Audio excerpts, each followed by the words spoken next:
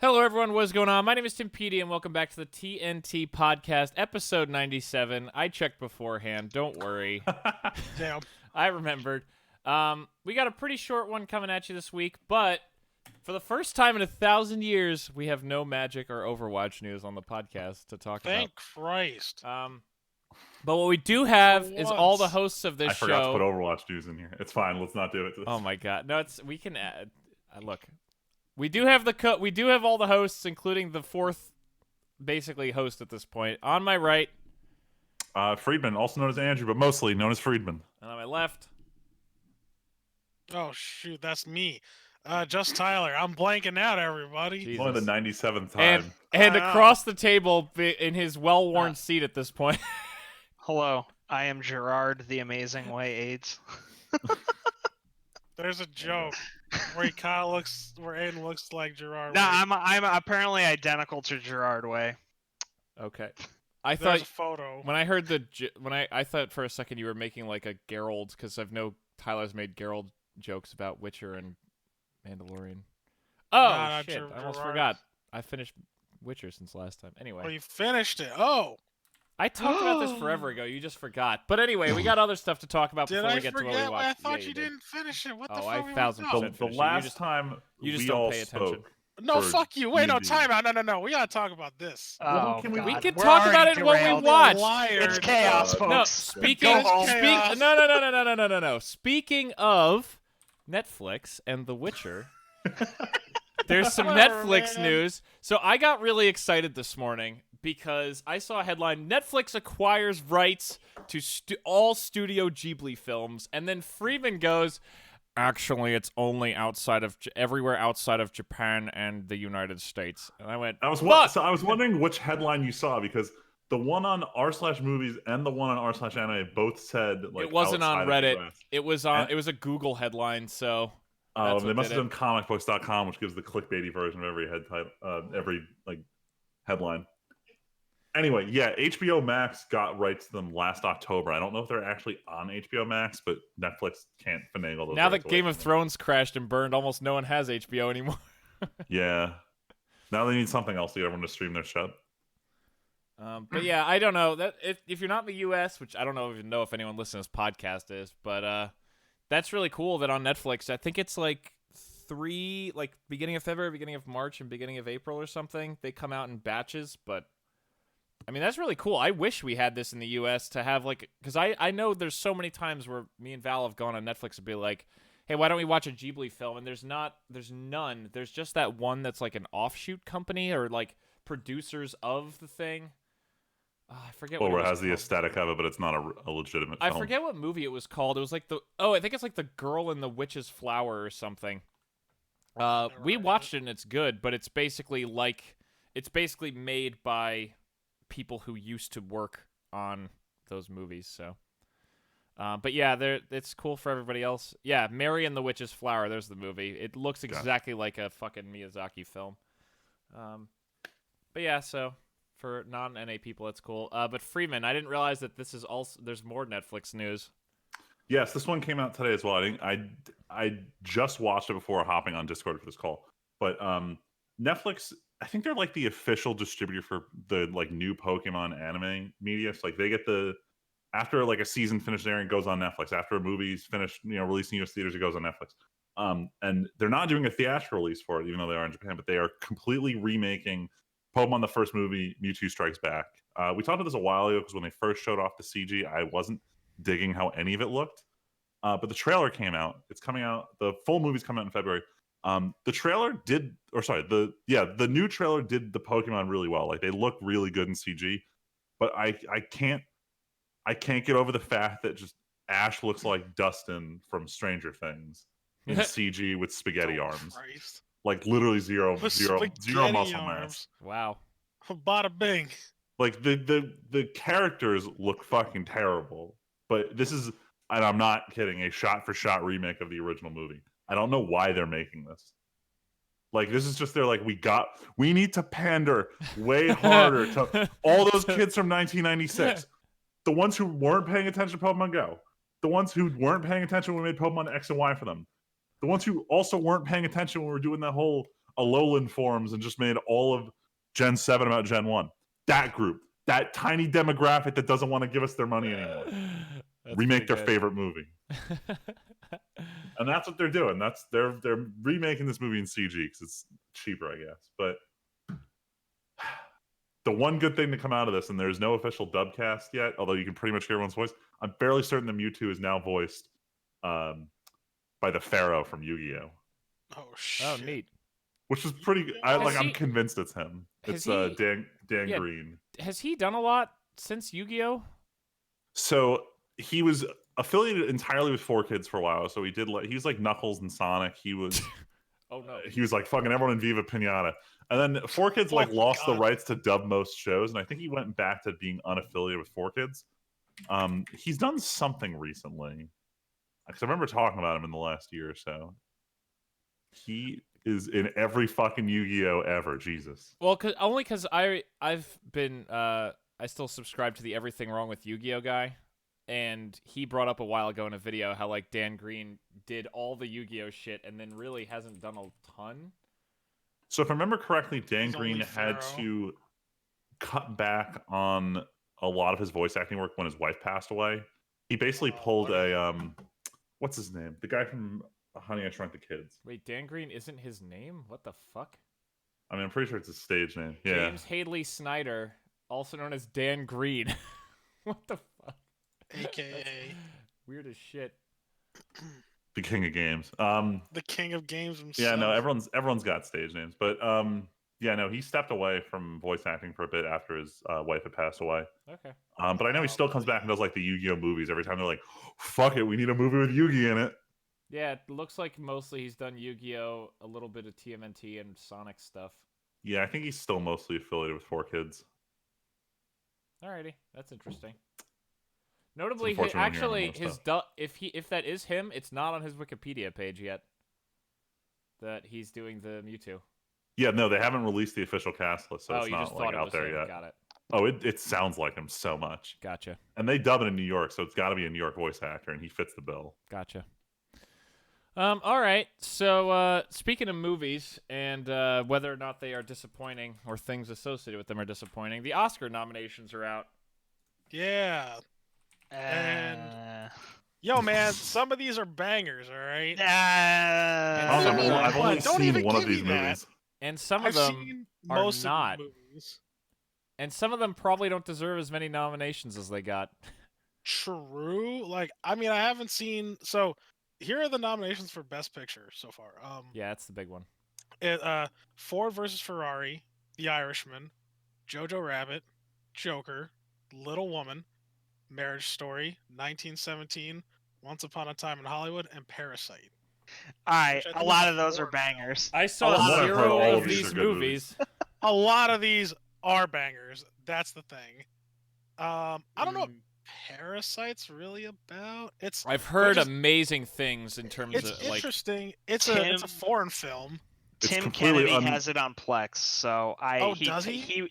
He was like, yo, I put it on Plex. It's the best movie I've seen in a decade. Jeez. I believe it's coming to Netflix in the next couple months. I heard a lot of hype around this. Oh, there it is. Okay. Netflix Prime is getting it. Yeah, I'll give it a watch then, so every year I like to try and watch as many Oscar-nominated films I can. I gave up on that a long time ago. I still do it because some of them are good, but honestly though, the stragglers that I do pick up aren't that great in my opinion, except for Marriage Story. I watched Marriage Story the other day with Black Widow and Kylo Ren.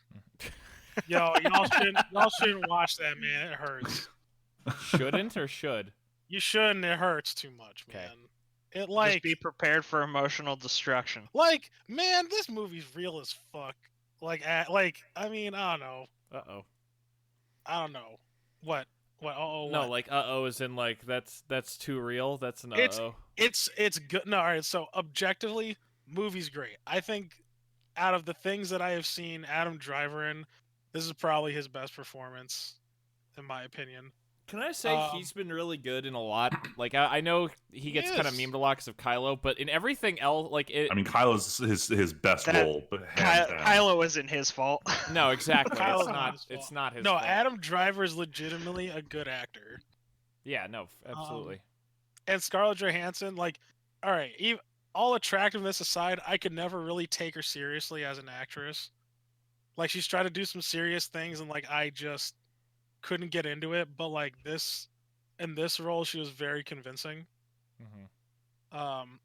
It's a lot of talking though. Be prepared for that. Like most of it is talking. Like The Irishman, a lot of that is just talking. If you're into Scorsese, like you know what you're getting into. Also, it's a 3.5 hour long movie. Jesus, that's a long one. Oh, It's Like- a 3.5 hour movie of painting houses. Yes, I mean, granted, there are some good scenes in it, and I think it's Holy good. 1917. If you like war movies, just go watch it. I heard so The many. trailer good makes it things. look phenomenal. It's incredible. It's like I would say out of all these movies, that's probably my favorite on the list. Wow. Yeah, it's fucking stellar. Very small side note. I was just scrolling through because I haven't looked at most of these. Mhm. I'm actually shocked that Klaus got a nomination for Best Animated. That movie was I never really actually good. looked at that. When I watched it with Val's family over the holidays, that movie's actually pretty hot. It's a good movie.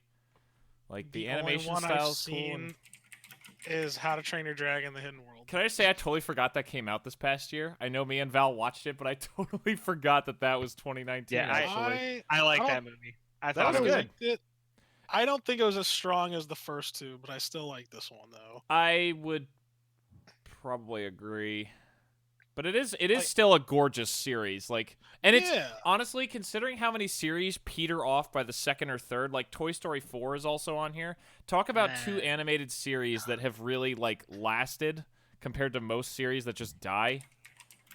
I think Toy Story 4 should have died with 3 though. Like, I mean, they I didn't capped see it very 4 early. yet. Yeah, it should have stopped at 3. Yeah, Then again, Toy you have Story series like 4. Shrek where they really but should I've- not have stopped at 4 and need but to keep going. I've heard a Oh, lot of God. people Oh, say God. that Toy Story 4 is still a really good movie. But like, yeah, Yeah, I but mean, it's it's unnecessary. Disney Yeah, sure, but- Pixar. That like it's good. It's well animated. It's well voice acted. That's it's fair. like good, but did you really need it?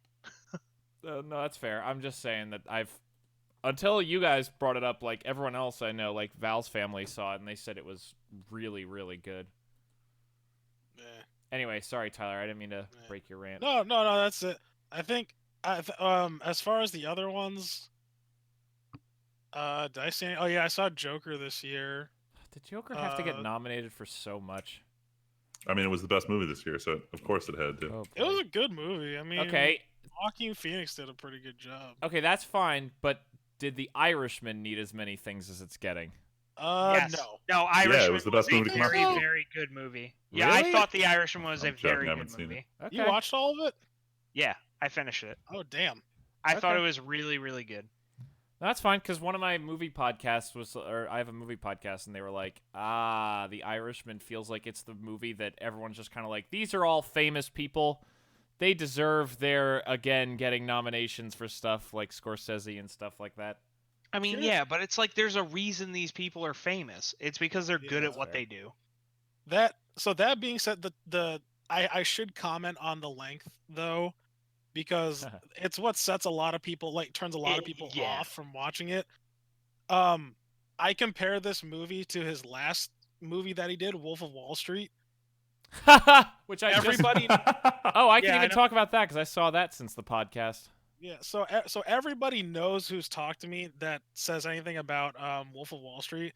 I think it goes on for too long. Yep, Like there's Yes. clearly a Hard agree. definitive hard end, agree. and it keeps going. Yeah. Oh, so it's yeah, so long. It's crazy. The Irishman is long, but you watch it and it just goes. Like it feels like there's no definitive end until it ends. Okay.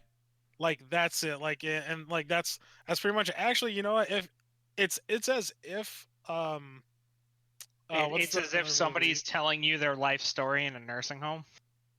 Yeah, basically. I was gonna say it's literally Goodfellas if it was stretched out to 3.5 hours long, which like oh man.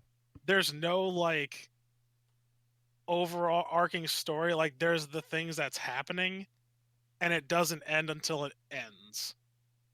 Is this a movie that I'm probably gonna go back and watch again? Maybe not. But I do recommend it to people though, especially if you're into mob shit. Mm-hmm. Like highly recommend it.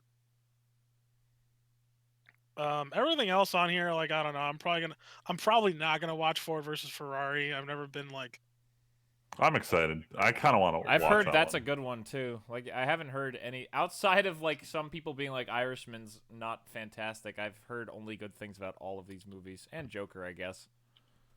But that was because someone. The only complaint I heard about Joker was, man, this movie is like well made, but it's depressing as fuck, and I don't want to watch it again. that's the point. Yeah, well, I haven't Yeah. watched it It's yet. depressing.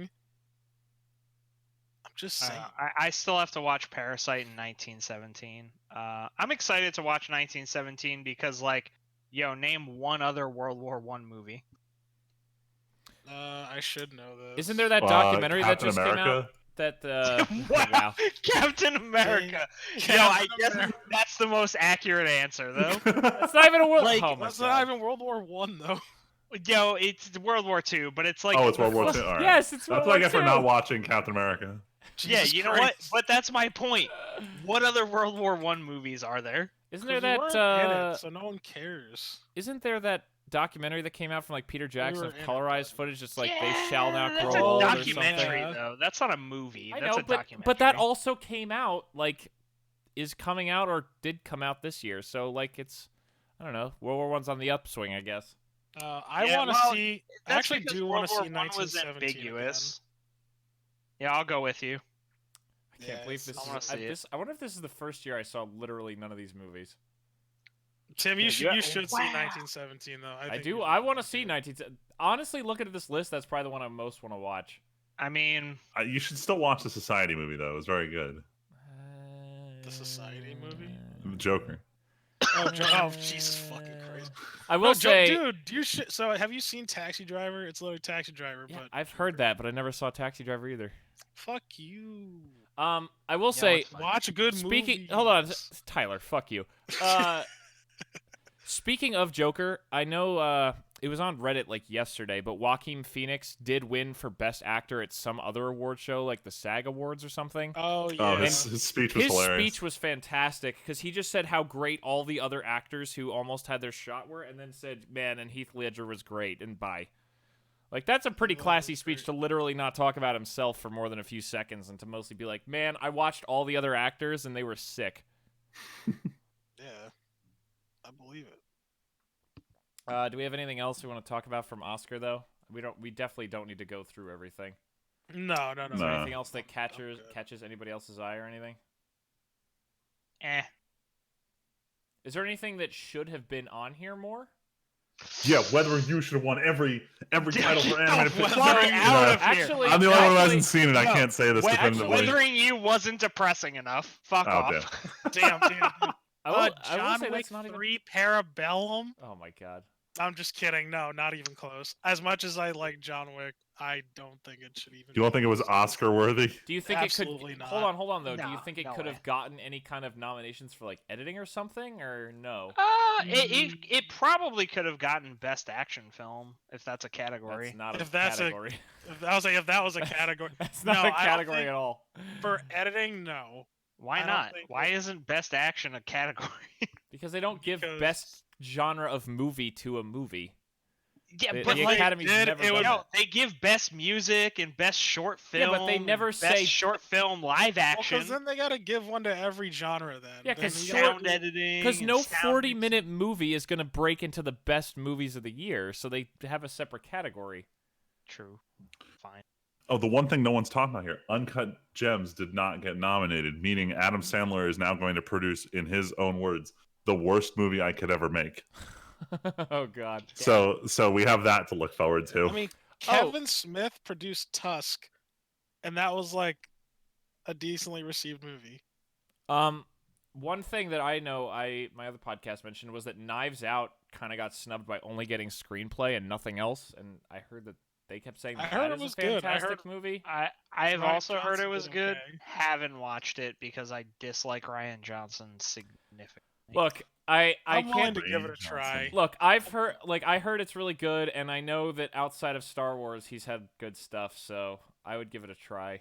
Yeah, I mean, it's only like it's just that all he's done is he's fucking directed the worst episode of Breaking Bad in history. Damn. The Fly episode. Yeah, that was Ryan Johnson. Fly episode. Goddamn. Yeah, there's an episode where they're in the fucking vats and literally there's just a fly running around and Walt's Oh. just trying to kill it. He did And do. That's literally the whole episode. I don't know if I think you guys might have seen this. He actually his thing before Star Wars was Looper. I heard good things about that movie. Okay. Wait, so why did people keep letting him direct things? Because Hollywood. Wait, Aiden. He also directed Ozymandias. I don't know what that is. That's supposed to be the best episode of Breaking Bad. Wait, Is I it? can't He remember. directed 3 episodes of Breaking Bad, not just The Fly. Oh, did he? Yeah. I'm on Wikipedia right now. Have I been misled? Have I been had?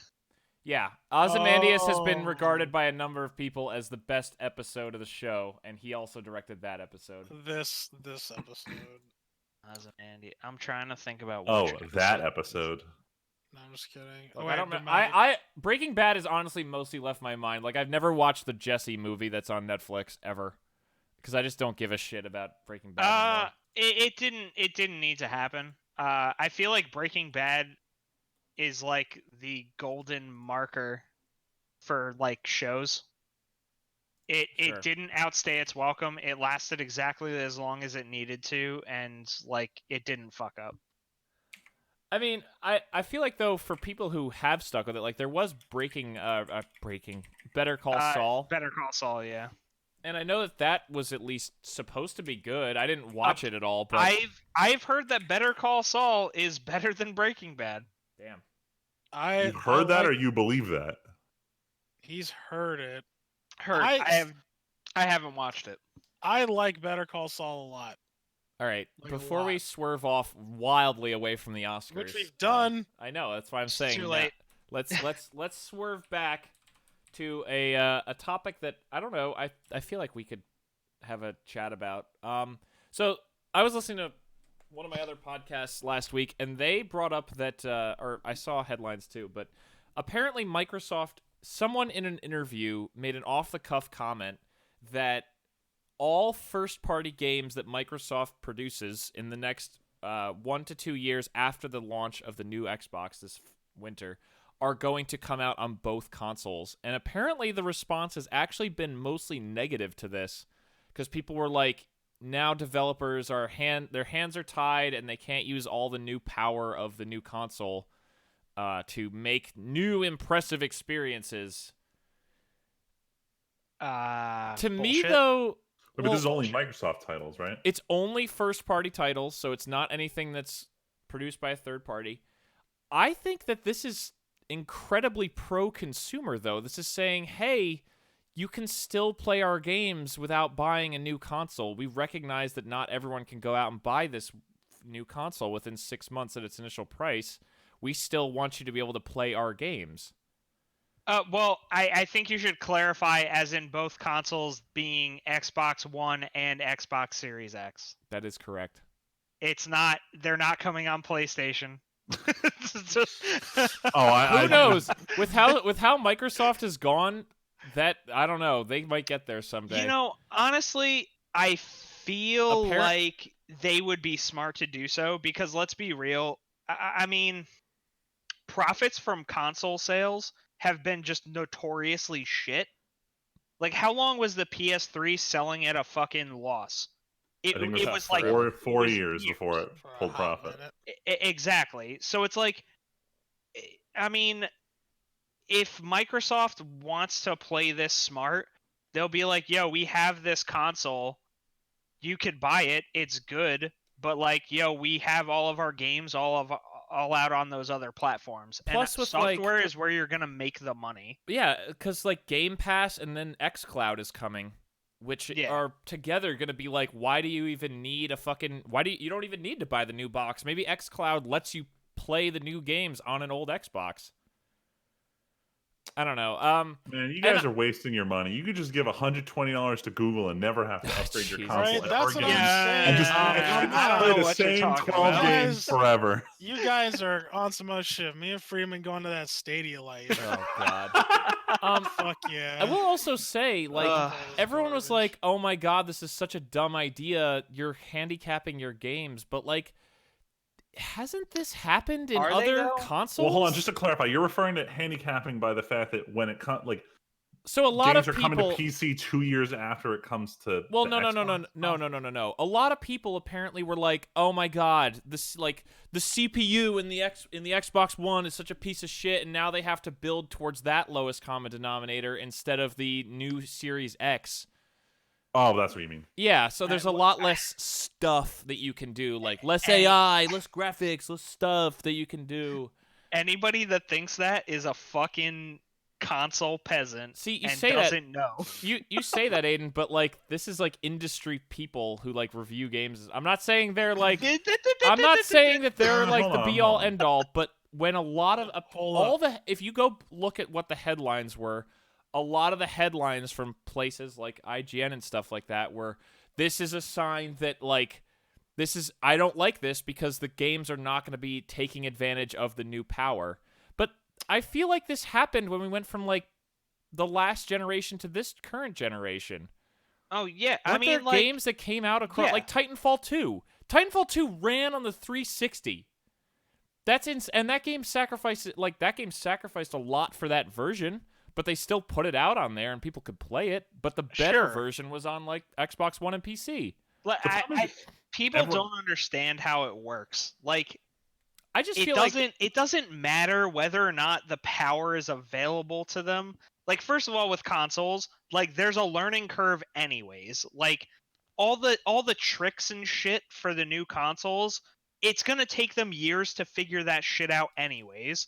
Like Hold how on, long did it take for I don't believe people that. to So Okay. if you were talking about like moving from PS2 to PS3, they could change architectures with every console that went up.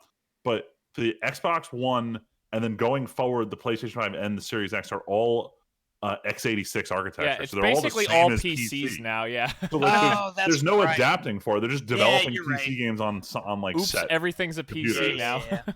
I mean, all right, then I'll just cite Crisis from 2007 still Oh, looks God. better than some games. Goddamn.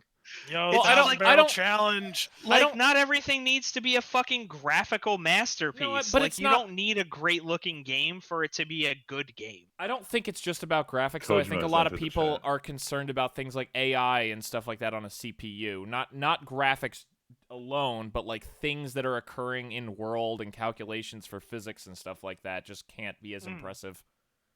But I'm just like, I don't know. It also feels like we're in the age of like what new stuff is coming out? Like, are people really needing to push the envelope that much?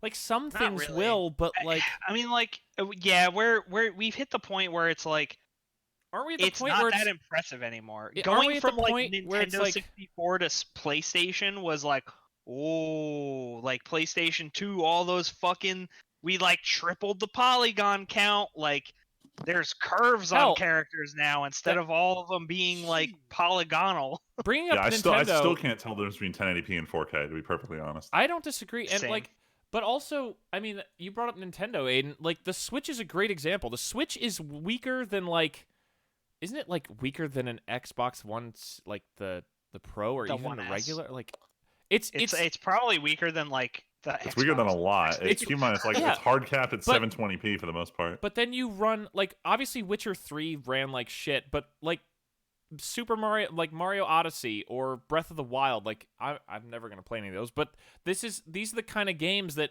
people went nuts over, and like people were like, yeah, Breath of the Wild is like redefining how open world games work. That game didn't need yeah. this crazy hardware to show how fundamentals are what matters. Absolutely, because we've hit a point where graphical fidelity doesn't mean anything. Like I wish it, that like, was true. I think no, some people are still like, I mean, some people are, but like, let's be honest. There's a fuck ton of people out there that think World of Warcraft looks like a good game. That game is from 2004. Hey man, they got a graphical update around 2013. I was gonna actually say, did that happen? That game, it looks good, but it's not because they're running it 4K. They're not running it 240 frames a second. Like it's a good style that works. That look like Katana Zero, all right? Yeah, we're getting we're at the point Katana where Zero is fantastic. It doesn't matter how many polygons you throw in there. It doesn't matter how many fucking look at my particle effect. Well, particle effects are kind of dope. Like no, but now it's about art direction and what you actually do with the style. It's not about just how pretty is this game. Like, okay, here's a question. So I remember when Last of Us 2's trailer got showed. What was it, like E3 2 years ago now? Like a year and a half ago? Not because obviously Sony missed the last one, but like, wasn't Last of Us 2 first shown at the last E3 Sony was at? I don't remember. Either way, when that trailer came out, it was like, like, and everyone was like, "Oh my god, this game looks so incredible," and it's like, yeah, it almost looks like real life. Does that matter? Does it need to? Yeah, exactly. Like, does Red Dead need to look as good as it does? Like Red Dead Redemption 2, that game looked fantastic, but would people have like scored it less if it looked slightly less good? No, it's like it's about the content of the game at this point. Yeah, I don't know. We've reached the oh my god, what is the concept? Tyler, you're smarter than me. You're talking about the uncanny valley. You're talking about like No, what's the concept of like a CPU was gonna double the count of transistors every year the for law. like the next? Yeah, there's that law. Exponential growth or whatever. Yeah, and we're not doing that anymore. Was. We've basically hit the cap on that for graphical fidelity because, like, let's be real. The next step is 8K. Like, there's already 8K displays that exist. There's also they're not on the market, but it's like nobody's even creating 4K content. Well, it also. Well, I think also the big one is ray tracing, because that was hot shit last year when everyone started coming out with their ray tracing demos, and everyone was like, "This is the next." Is gonna be cool. But like, is that worth? Like, everyone's like, "Oh, now you can't like do ray tracing in games because the old Xboxes can't handle it, so the new Xbox games won't." And it's like, I mean, no, that's not true at all. Well, you could just turn off ray tracing. Well, that's how long? They promised 2 years of Xbox One support. They said, okay, it was in the middle of an interview question. I didn't actually look at the interview, but they said someone said during an interview, for at least 1 year, if not maybe 2 or something like that. Like 2 was not set. Clearly, it wasn't set in stone. They were like, for at least the first year, we're gonna support this. It's like, yeah, that to me that just sounds like good, like taking care of your consumers. Like I see this as an absolute win. Oh my god. I also think this is a smart business move because how many times have we been in a situation where it's like, oh, the new console is releasing, oh, you can't find the fucking console because like they're just sold out everywhere. Like I feel like this is almost Microsoft going for like a soft console release. They're like, hey, here's our next console, but like, yo, you don't have to buy the new console. I mean, that also seems you still play our games. I mean, so like now they don't have to produce as many because not as many people are gonna buy them, and it's just gonna elongate that transition to the new console phase, where they'll probably benefit from it in the long run, I think. Well, but also Microsoft seems to be the one, like the next Xbox is called the Series X. Microsoft seems to be getting ready to go phone mode, where maybe every 2 years we have a new model of Xbox that is just more powerful but doesn't actually do anything. But we're going like this is available on iOS 10 and 11, and your phone only supports iOS 10 kind of nonsense. Oh no! Well, shit. but unlike phones, Microsoft has Game Pass and xCloud. So I think Microsoft is actually getting ready to just say, hey, if you want to run your games locally, okay, we put out a new Xbox that's slightly more powerful every 2 years. Or you just keep your old Xbox, pay for Game Pass Ultimate and xCloud, and then or pay for Game Pass Ultimate, and suddenly you're playing whatever our games all the time, basically like a Stadia thing, but that actually works. Knock, knock, open up the Yeah, phone, it's I mean, real. they have the infrastructure to do it. Obviously, like the whole thing, the Stadia is at a disadvantage in that they It have sucks. nothing local. Well, yes, it They sucks. don't have a in local general, fallback. but Yeah. there's no local fallback. So yeah, I would say that's a pretty good assumption of what they're going for, because it would make sense. Like it would be a good play from Microsoft if that's what they're trying to do. Yeah, for sure.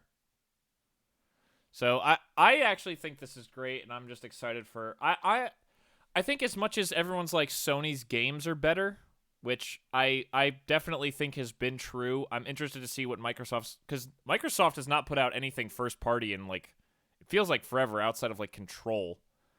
Yeah, which was all right. I Control heard- was pretty good. I heard good to great things about Control, but either way, a lot of those I wish studios. it wasn't Epic Game Store exclusive. Well, it's also isn't it on Game Pass or no? Not even that yet. No, it's just Epic Game Store exclusive. Well, once it's not, I'll probably try it. But either way, it's like Microsoft bought a lot of studios in the last few years, and none of them have really put anything out. So I think there's going to be a lot of stuff in the next year and a half, 2 years, coming from first-party Microsoft stuff. But I don't know. I feel like Microsoft is doing a lot more.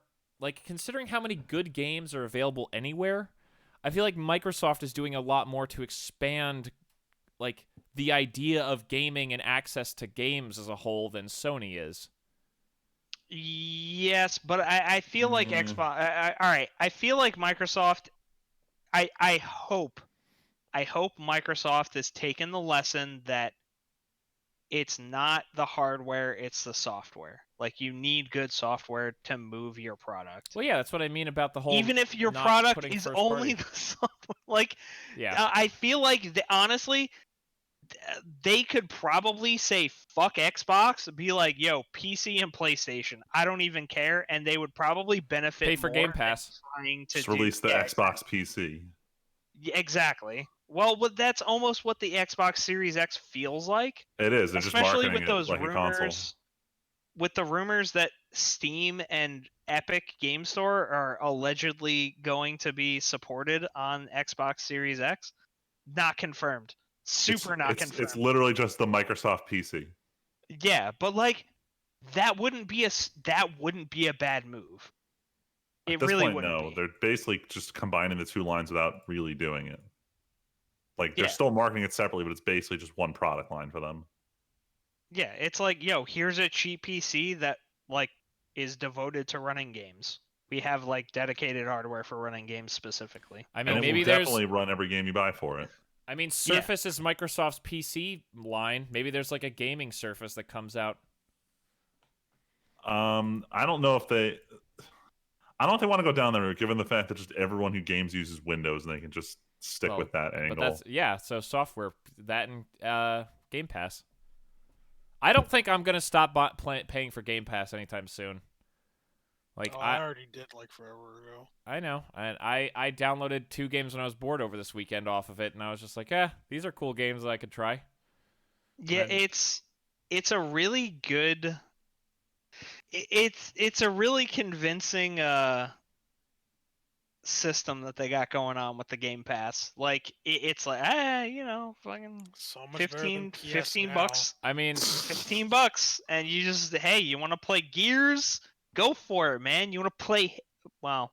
I mean, yeah, in my Halo's on Game Pass. Halo. I mean, Halo's on Game Pass for Xbox. I don't know if it's on it's PC. on PC too. It's on the Xbox. Oh yeah. I mean, so I bought it on Steam because I want to have Halo forever. But yeah, I mean, it is on Game Pass on PC. Let's be honest about it. Like, it's not like maintaining server infrastructure is expensive.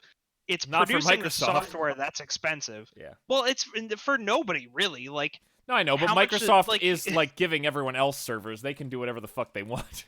Yeah, exactly. They have but they these have services the make it cheap for infrastructure to everyone. do Yeah. it. So it's like, oh, hey, well, here's like all of our software that we've developed. Like, go for it, man. Go at it. Because one, they know nobody has the time to get through all that content. Yep. So like, it's hey, and we just constantly keep adding stuff.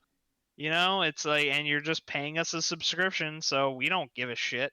We're just getting money every month, and the steady income is probably more beneficial to them than hey, like we spent 3 years making this game and all of our profit is going to be in the first month. I mean, in my mind, I don't think I've actually had it enough months to even pay off playing Metro Exodus and Outer Worlds yet. So like in my mind, I'm still saving money compared to 2 games I would have paid to play anyway. Yeah. So, but anyway, we that's more than enough talk about Microsoft stuff. Let's talk about some really sad news that broke Tyler's heart the other day, along with some other similar bouts of news.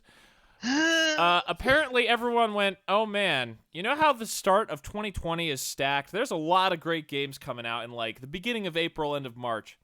Why don't we delay everything? So Cyberpunk has been delayed until, what is it, like September 3rd or something like that? Or isn't it like September? 17th. 17th, sorry. Because we had to schedule days off again. Yep. Rescheduled time off. Oh, dude, literally not even a half hour later we rescheduled. No, I'm sure. my I'm sure. God. It's just funny. So that got delayed. Also, I saw a headline that multiplayer for that game isn't coming until 2021, which makes sense. But well, given that it's not coming to the end of 2020. Well, I mean, also, I don't think anyone gives a shit about the multiplayer for this game. Like, was it 2021? I heard 2022. Oh, I don't know. I saw a headline. That's insane. But that headline might have been from before the delay. I don't know. Either way, it's not coming this year. But also delayed. And I think it also got delayed to September, didn't it? The first episode of the Final Fantasy VII remake? No, that was delayed until only April. A month, right? Yeah, only got delayed a month. They were so afraid of cutting it too close to Animal Crossing. It's like the boogeyman of the gaming industry. They should have been cutting it. They should have been afraid of cutting it too close to Cyberpunk. Yeah, they had some balls of steel making it 6 days away, and then Cyberpunk's like, "Don't worry, we're not releasing anytime near that." Don't worry, we're not gonna. Oh my god, a conspiracy is born. I was just gonna say, there's such a conspiracy theorist out there who's like, Cyberpunk had to run away from Final Fantasy VII. They knew it was calculated. Oh no.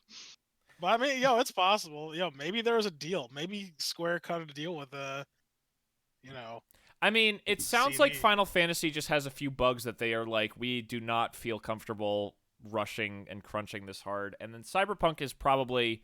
Well, Cyberpunk's already crunching super hard. Well, apparently. I think Cyberpunk was like, we don't want to literally kill our employees because we've always been like, crunch sucks. So we're gonna smooth it out. If you could just like release half the game, I'll take that. Release part one of this. I'll take it, man. The problem is people are gonna spend. And I need it. Tyler's like, I need to inject this shit into my blood. I need it like actual crack cocaine. Oh my god. No, they can't. They would never. As much as we all want them to, because then we'd just be like freaking out for more. It's fine. I'll be patient, I guess. And then, I thought there was at least a few other delays, but the only other one that just came out today, actually, or maybe yesterday, Dying Light 2, of which only Aiden played the first one, I think. But when I brought this up, you said you were surprised. But this Dying Light 2 just said, we are not making our release window of spring of this year. We do not have any information on when this game is coming out. And that's kind of wild, because that means like our vision is bad. We need to kind of rebuild this game to some degree. Yeah, it's not super, and it doesn't instill any confidence. No. Like, I mean, it's one thing to delay a game and be like, okay, our date has been pushed back. It's another thing to say, hey, we just We can't tell work you this if it will out. release. We were We're supposed to just- come out within 6 months of now, and now we have no idea when we're supposed to come out. Yeah, so it's like, I mean, it's slightly less bad because they never had an actual hard date. It's not like we were like April 20th. Now we're just gone. It was just spring, but still we're already in 2020. Like that was going to be like within 6 months from now supposedly. yeah. And now they can't even say they're going to make 2020. So who knows? I mean, like it's. I don't understand. I can't fathom why they would have such an issue with this game. that's not like a technical issue. That's a design issue. Yeah, there's fundamental problems with the game at this point if they're just indefinitely delaying it. Cuz like Dying Light 1 was just like better Dead Island. Mm-hmm. That's all it was. That's why I should play it, because I had some fun with Dead Island when it first came out, but the first Dying Light was fantastic in co-op. I had a great time with it. Oh, that game had co-op? When did this come out? 2015. All right, it's not too old.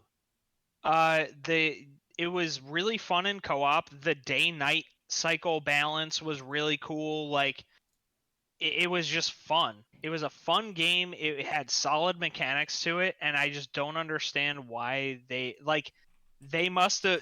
Somebody had to have come in and been like, okay, we're just completely fucking throwing everything out the window and redoing it from the ground up. God, because like they had a solid system going. The first game came out 5 years ago.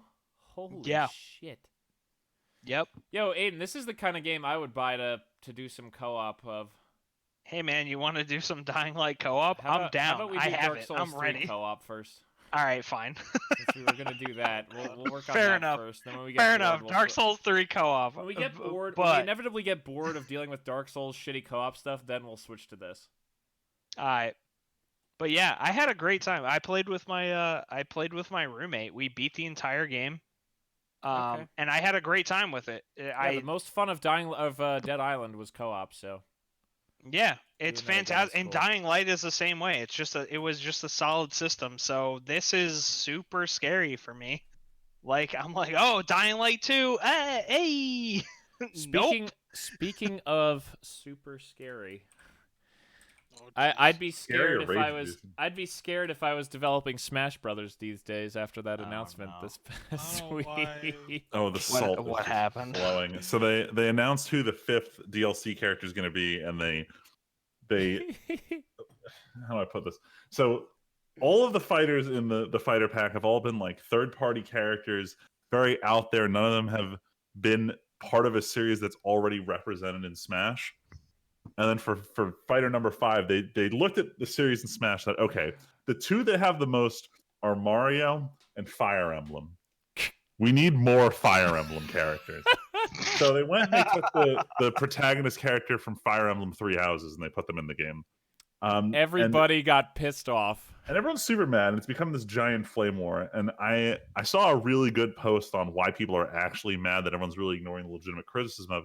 And it's that, A, a lot of the Fire Emblem characters are very similar, and B, this is 100% just advertising. I want to get this point across. Xenoblade Chronicles is pretty big in the Nintendo community, and people were asking why the protagonist from Xenoblade Chronicles 2 couldn't make it into Smash. And Sakurai said it was too early into development. Like they were like very early in development for Xenoblade Chronicles 2. It was too early for us to start developing a character like that for the fighter pack. Bullshit. Fire Emblem Three Houses started development after Xenoblade Chronicles 2 came out. Of course it and did. their protagonist is in. Someone's like, what the fuck? And like That's Smash a lie. Smash Bros has been basically just an advertisement platform for Fire Emblem. Marth got him because he's the original character. Roy was the newest Fire Emblem character when Melee came out. Ike was the newest Fire Emblem when Brawl came out. Half the fucking ones from Smash U were from... Okay, some of them were from Fire Emblem Awakening, which had been out long enough that no one really gave a shit. But then all the DLC characters... Like, Corrin... The game that Corrin's in didn't come out in the US when they came out as Smash DLC. Like, this has literally just been a Yeah, walking shit is commercial for fucking Fire Emblem. Everyone's just like, stop shoving these characters down my throat. Like, if they were from a game that I loved, I'd be asking for this character. I shouldn't be surprised that you picked this brand new character from a game I haven't played as a way to get me to play this game I haven't played. So you mentioned a surprise character. The best thing to come out of this by far for me was Donkey's video. Oh my god. Oh no. Super Fire Emblem Brothers. We found a character that we found a character Super that no one asked for, and it's the guy that they put in. Dude, Like I the don't fact that even understand. in the Fire Emblem subreddit, because 3 different posts about this made it to the top of Reddit in one day, and the people on the Fire Emblem subreddit were like, "Man, we didn't even really want this." So the problem is, like, you look at Three Houses, the protagonist is whatever. There's so many other strong characters, but the problem is the way Three Houses works is you pick a house and you join it, and you don't get to hang out with all the NPCs depending on which path you went down. And I've seen a lot of arguments that the dude from the, like, I guess the Deer House, whatever, he's apparently like everyone's fucking favorite. But 2/3 of people who played this game didn't have him as a companion NPC, so they just can't go with him. Yeah, everyone's mad, and I'm noticing a big trend of Nintendo fans get mad, and there's this whole subculture devoted to making fun of how mad the Nintendo fans got. I don't like this. So I'm noticing a trend in fighting games. Go on. As a side note, there was an additional character announced for Dragon Ball Dragon Ball Fighters. Oh jeez. Wait, And what? it was another Goku. Oh, wait, wasn't this a while ago? Wow. Wait, this was Get a the while fuck ago, out. right? It was a few days ago, but Ultra Really? Instinct Goku is confirmed for Oh Dragon my Ball God. Fighters. And Okay, it is well, the But that's fifth also Instant Goku. okay, It's the 5th Goku in the game. isn't it more than 5? I thought there were even more.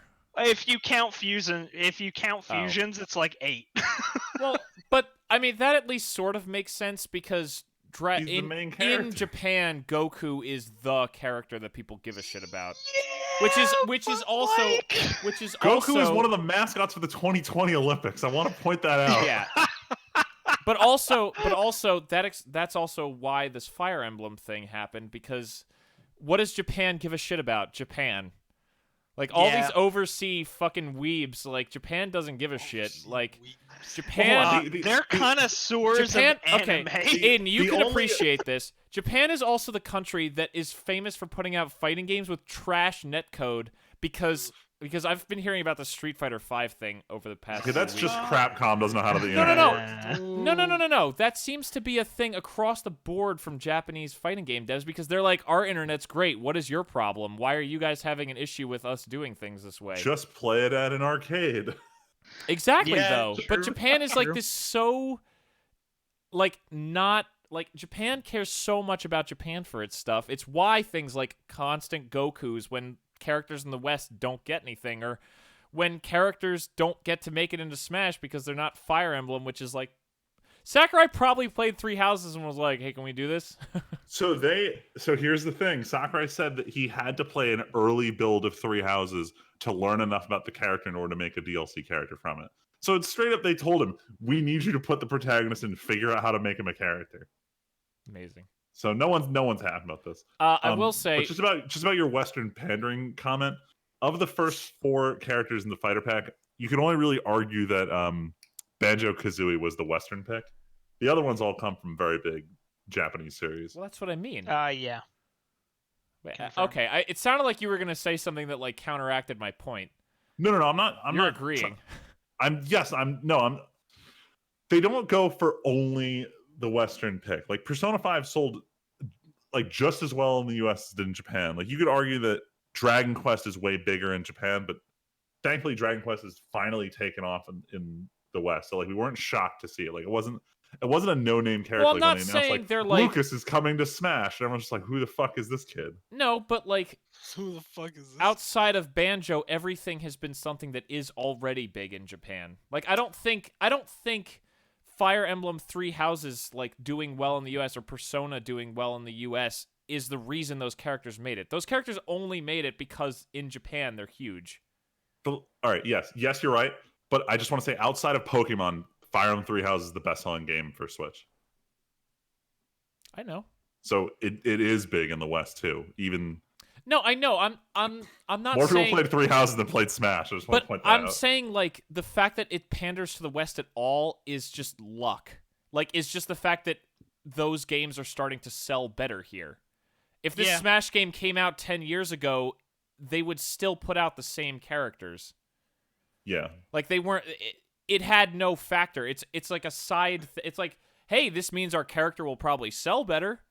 But like that's not why they made the decision. They made the decision because they're like, we want these characters in. Japan does what they want because they want to, and it's just a benefit that the West enjoys it. Yeah. I mean, I think this is For- more of just a Fire Emblem discussion than an East versus West problem with Smash right now. Nah, we need nope. I don't gonna say it know. again. There are 8 fucking Fire Emblem characters in, and 4 of them are Marth clones. Maybe they need True. some All of them have the same fucking Hold down on. B. Hold on. maybe they Friedman, need the hold on. same kind of motivation. Like 6 out of the 8 have blue hair. Okay, And hold on. like in Okay. 1945, we just got to do it again. I mean, this is exactly Oh like my the God. Donkey Wow. video. Wow. Wow. Jesus, Tyler. like it took you a Um, second. Like, what the wait fuck? a minute. All right. Hold on. So, Freeman, here's an actual question. So, you told me that this is the end of the character pack and everything like that. So, they Yeah. have said there is going to be another character pack Yeah, they confirmed it when they showed off back Terry at what? Bogard. Yeah. Okay, The 4th so- fighter. They said there will be one more character in this pack, and then we're gonna do a delay and then do another character pack. They haven't said anything about a delay. We'll know. Well, like And I'm here comes saying, the meme. With the next time there's a Nintendo Direct involving Smash, we'll know. But we No, won't know I until know, it's but, already like- halfway through a Direct. well, sure, but I'm saying like, how long has it been since Terry came out?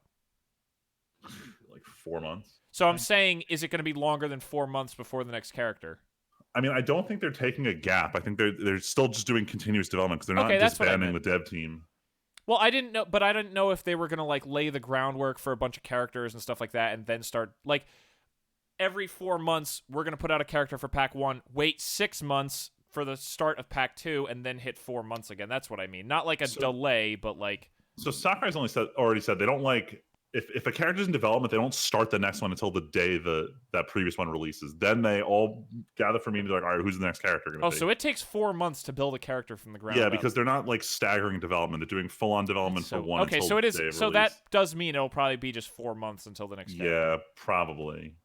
That's so fucking weird. Like, I don't know. Following a game like League of Legends, where they're like, here's a roadmap for 2020, where we've already started development on everything you see on this list. I mean, like Overwatch does the same thing. They have like we're going to develop a batch at a time. Yeah. But like with Sakurai, I don't know. It seems like their team is like, we will put every single person behind a character at the same time, whereas other devs like Overwatch and League are like, okay, take as soon as concept artists aren't doing anything, just have them start working on other shit, or take like little pods of teams and just have them work on characters at different development rates and shit like that. The thing is, they downsized the Smash team after launch, so it's a much smaller team that's just working on Right. single characters, and like they still have the graphics team for doing like the Mii outfits or whatever. I wonder what that team went off to work on after like most of those people who left the Smash. I mean, they were team. on loan from Namco Bandai, so whatever Digimon game they're producing now is probably what that team went. Damn. Speaking of Digimon digital monsters, let's talk about Pokemon Pocket Monsters. Whoa. You skipped over. What? Oh wait, I'm sorry. I thought you were going right into the first topic of the Weeb shit because it's actual Digimon. No. Jesus. Damn, Sorry. no. Attention. Come on. That would have been a good transition, but no, I So you was said trying to speaking go. of digital monsters, like I you skipped it. understand. It's going right to the Weeb shit. Anyway, Jesus. While you so- talk about this, I'm gonna go get So- water because my throat is Yeah, very get scratchy. water. So thankfully, Aiden's still here, so I have someone to talk about Pokemon with. But I got my I ain't pre-owned talk- copy of Pokemon Sword, and I wanted to deliver my initial review of this game. It's bad. It's bad. Yeah. So it scratches the Pokemon itch, and there are very clear signs that like Game Freak has come a long way. Like I want to say, like when you get to, I think it's Route 4, the route that leads up to the first town that has a gym. Oh my god, this is the most beautiful route I've seen in any fucking Pokemon game. You come out of this cave and you're on a hill, so the entire map is curved, and there's these flowing fields of wheat to your right that are obscuring the Pokemon that now appear on the overworld. And then you get into a fight, you get into a fight, and the actual battlefield you're fighting on is so beautiful. Like I sat there, I'm like, this is it. This is what peak Root is. This is like, just if every Root could be like this would be a great Pokemon game. The problem is, and it's also probably the strongest part of the game, is also the weakest.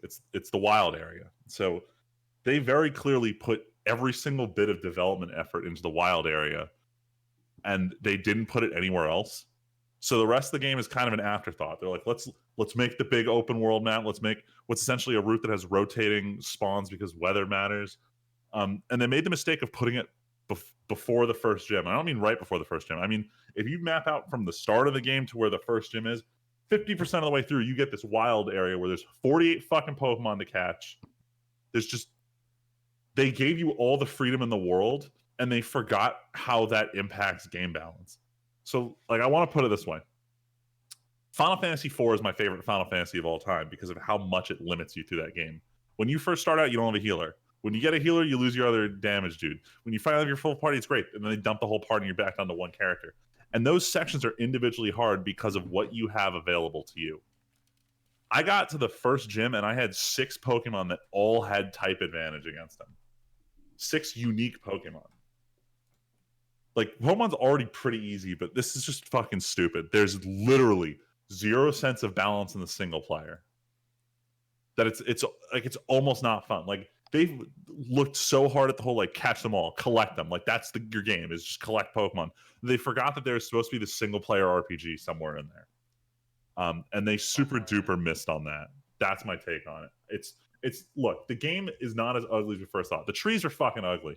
The Pokemon, the stages, the lighting on the characters, the fact that your character has actual, like, facial animations as opposed to just staring blankly into the distance with this crazed smile on their face like in Sun and Moon. You know, my hat goes off to Game Freak. You figured out how to make Pokemon marginally better, like you do every generation. But the problem is they fucked over everything that matters in order to get here.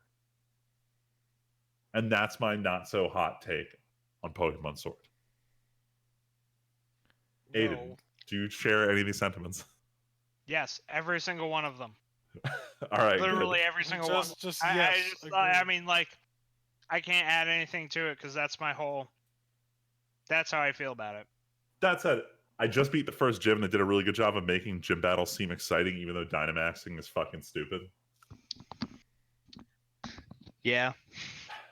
But all of this. Oh, our Pokemon's big now. Are we gonna talk about the added content? Yes. Like... So the reason I went out to go buy the game was because they had a Pokemon Direct. I think it was the last time we had our podcast. The Pokemon Direct was like 2 days after that. Yep. They announced, technically speaking, 3 DLCs. The 2 paid DLCs are, I think it's $15 each or $30 for the bundle. And the idea is there's one grouping that's coming out in like June, another one's coming out in October, and they're supposed to be these post-game areas. And then the third, air quotes, DLC is free to everyone. You don't need to buy the DLC. They're patching in 200 of the missing 200 or 450 Pokemon. And that was, for me, the indication that Game Freak is going to fix the actual, like, legitimate financial problem I have with Pokemon.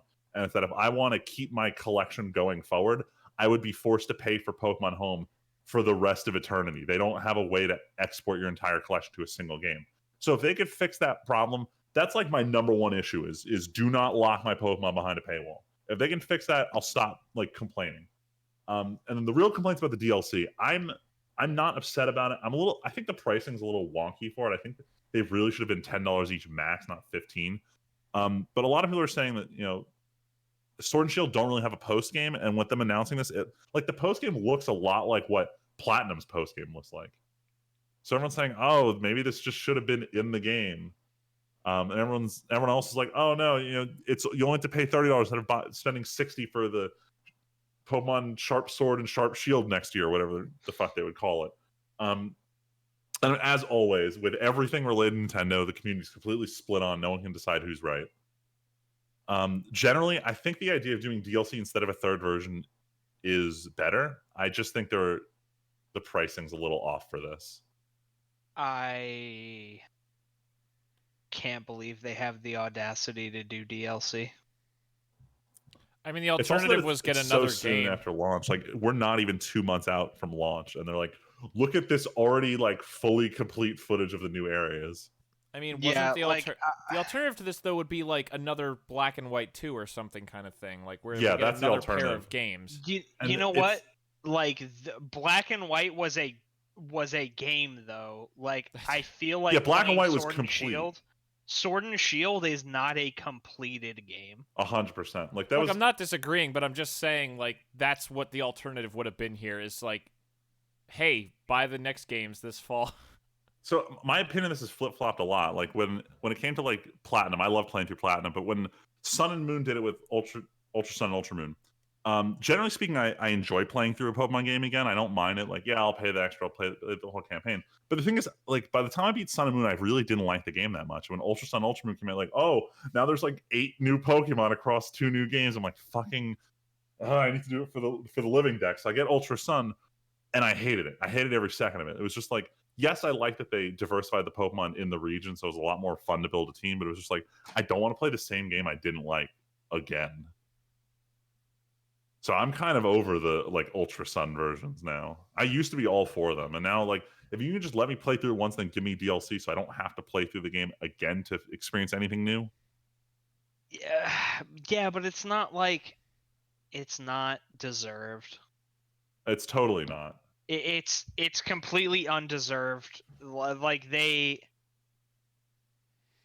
it's really sad because like Game Freak is the most well-funded studio. Oh my god, they're the in biggest franchise on Earth. history. It's Pokemon has I don't made get more money than literally every other franchise of any media has ever made. Yeah, they're gonna put out And garbage. they just can't get that shit together. Like, my sympathy only goes so far. Sun and Moon was like an experience, but it wasn't that was it. I just didn't care. Like Sun and Moon was whatever. Didn't give a shit. Ultra Sun, Ultra Moon, I'm not gonna buy it. I already experienced all that. Oh, you have random gyms now. Ooh, I'm sure that took a bunch of development time. Look, Totem Pokemon was a And, cool like- concept. They just executed it terribly. Yeah, exactly. But like, yo, how are you gonna execute anything terribly when your franchise is the most lucrative media franchise of all time? It's honestly, this is 100%. The Pokemon Company has tied the trading card game and the anime to this holiday release schedule, so the games have to do it too. Like Breath of the Wild was in development for like what 4 years. Good luck getting someone to convince the Pokemon Company to not release a game for 4 years. The only reason it's so profitable is because it's always in the news cycle. I mean, but you know what? Even then, it doesn't matter. Call of Duty has released a game every fucking Only year. because and there's they have it's a multiple better studios. Yeah, fucking- only because of the second and third Exactly. studios at this point. Yeah, but they're never gonna fucking do that with the why? Aiden, But how- like, why Aiden, not? why would you risk giving Why some other company the right to touch Pokemon? Yo, why? Because why then would you'd you have to let share Game Freak money. touch Pokemon Yeah, anymore? clearly- 'cause Aiden, These clearly are why the would you shittiest ever games share ever, money? and they print money. Why would you let anyone else touch the money printer? Yeah, exactly. This is our Yo, money. I Get mean- off. All right, listen, man. I'm like about 2 hours into Temtem. It's fucking better Pokemon. It's just better Pokemon. That's it. I don't care. Is it This on is my PC? opinion. It's on Steam right now, but it's also Oh, coming shit. to PS4 and Xbox One. Oh shit, maybe I would play it then because it's on PC. But like, it's just I feel like Pokemon hasn't changed significantly in literally over a decade. I Aiden, feel what do you like. mean? Dynamaxing is brand new. Oh my god, it's not. It's fucking not. It's Z move times 3. I'm gonna level with you for real here. Like X and Y when they got the 3D models was the last time they did any work on this series. Every single game has been the same fucking engine, the same fucking models with different shaders. That's all it's been. All right, Not I'm just so gonna tell hot you. take. All right, here's my thing about Pokemon. Pokemon, you don't have a fucking rival in Pokemon anymore. You have your fucking. He's like your friend. and he Hold on. lets you win every time. Hold You on, know let's what be real. Temtem does? He fucks your shit up. Hold on, you haven't. So you have 3 rivals in this game, and one of them is a waifu. So the weebs will tell you that this is the superior setup. I mean, why? You have a punching bag, a waifu, and then is an hard to actual battle. legitimate rival later in the game. The waifu is hard to battle, but like, doesn't matter, bro. I just need I need a challenge. Like, I feel like Pokemon has been disrespecting their audience for decades at this point. So well, yeah, but what do they care? They have money. yeah, Exactly, and they've that's got- the problem. But you know what? They're about to not have money because everybody is going to stop giving a shit. See, you say that, but it's still the best-selling game on Switch. Like we're Yeah. the very like vocal minority here. Yeah, but we are the heralds of the end times, my friend. Oh my fucking god! What? It's like that though. All right. Well, we're just complaining at this point. I still want to All beat we this do game. is complain when we get on here. Hold on, there's something Yeah. not to complain about. This is hot news. Is this It about better be Iceborne? good. No. It's Monster from r Hunter slash. World Hold me. Iceborne. No, it's from r/Witcher. Oh. Apparently, Netflix is going to be producing The Witcher: Nightmare of the Wolf animated tie-in between season 1 and 2. It just showed up Interesting. on a writing credits thing for one of the writers of the show. I guess they can pump that out fast because they know they're going to take way too long working on season 2. Well, season 2 is not Okay. coming till next year, so I am not upset by this, but I don't want this to be a animatrix thing. wait, what? Like, so the animatrix Oh, the was Animatrix. a animated. Hold on, I'll It be right was back. an Keep going. anime matrix between the Matrix 2 and the Matrix 3. Okay, I do remember hearing that name. So, like, it's cool that they're going to do an animated Witcher thing, but if they're going to do that, I hope they focus more on the short story stuff that they missed earlier on, rather than trying to bridge the gap between okay. where the first season ended and where they're trying to start season 2. Like, Gotcha. I want season 2 to start where season 1 ended. I For think the it live will. action. No. I don't. I think they've set it up that way. I think we might. I don't know what we'll get. Maybe another short story, like you said. Yeah, and I hope they do, because there's a lot of short stories. There's Yeah. a lot. There's 2 books worth of it. So Yeah, and I don't Yeah, think they yeah. covered them all. 3 so. actually. There's 3 books worth of it, because I can't remember what the name of the third book is, but there's The Last Wish, The Sword of Destiny, and the third book that came out like The Sword of Destiny. That is what it's a, called. a few years ago. It's one of the Lady more of the recent. Lake? No. That's part of the No. novels. There's one that came out after that. Was there another set of short stories? Yeah, I thought there there. Yes. was. Wait, hold on. I'll tell you right now. It's on my shelf. And yet Google might tell me faster. Yeah, fuck you, Tim. I'm trying to do the thing. Oh wait, why can't I see it? Yeah, I don't. Because there's last Wish Season short of Storms. Yeah, Season of Storms. Oh, that one. Yeah, so like, if they do like a Season of Storms thing where it's between like, where it's just more short stories in between, I'd be okay with that. Do I have Season of Storms? Did I read that? I don't even remember. Season of should've. Storms is the newest one, I think. Season of Storms. Yeah, that is the newest one.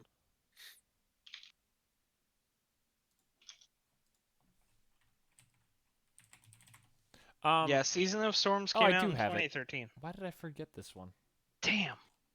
Oh yeah, because it's the one that has the Geralt from the game, like Lady of the Lake does, on the cover. Oh, this is the one that ends with the yeah. This is the weird one where they go way back to being before Ciri and everything like that. This is like where the ship disappears, and then there's the yeah. This one's weird. It's just weird to go back to this at the end after everything else is with Ciri's resolved. Well, Resolved. Ciri's story wasn't resolved until The Witcher 3, and I would argue you know that what I it's mean, you know what not I mean. resolved now. You know what I mean? Like, you know what I mean? In the books, like, they got up through Lady of the Lake, Yeah. and then they went off and then he did Season of Storms. At least he's writing stuff. Oh, also, did I talk last time about how they had the date for finally the next Dresden Files book? Speaking of books that we're talking about. I think you mentioned to us in person, not on the podcast. Okay, well, they finally announced, and we saw the cover, which was cool, that I sent Tyler the other day. yeah. But Peace Talks, the next Dresden File books, I wish, Yeah, is coming July 14th, so me and Tyler, at least, are both very excited about this. Because fucking Dresden Files is so cool. About fucking time after all of his life problems. Yeah, Jim Butcher needs to stop having his life fall apart frequently, apparently, where, what is it, like... Fucking married, got remarried in the same divorced, year. got married, moved, his Holy dog moly. died, like... Oh, Jesus. no. Yeah, so... He It's had a roller coaster. quite a time. Why don't you not be like Harry in that way, Jim, and actually settle down and, like, live a life where you can write books for more than 5 minutes? Right. So, yeah. So we're going to get that later this year, and me and Tyler will probably both have read it within a day of it coming out. Yeah, that's not gonna be like the other books I've been reading. No, you're Right, gonna put shit down and actually focus on this once it's out. Because you know why? Like, so with the Dresden books, I literally just plow through those. Like, Yeah, it's easy. the last short story I read, it took me like a couple days. But like, I'm trying to read through Lady of the Lake, and I'm not gonna lie, I'm not really feeling this. Yep. I don't know how it's gonna end. I'm like almost halfway through it, and I'm like, The Lady of the Lake is the slowest one. and I'm just like, what the fuck is this? Like, nothing's happening.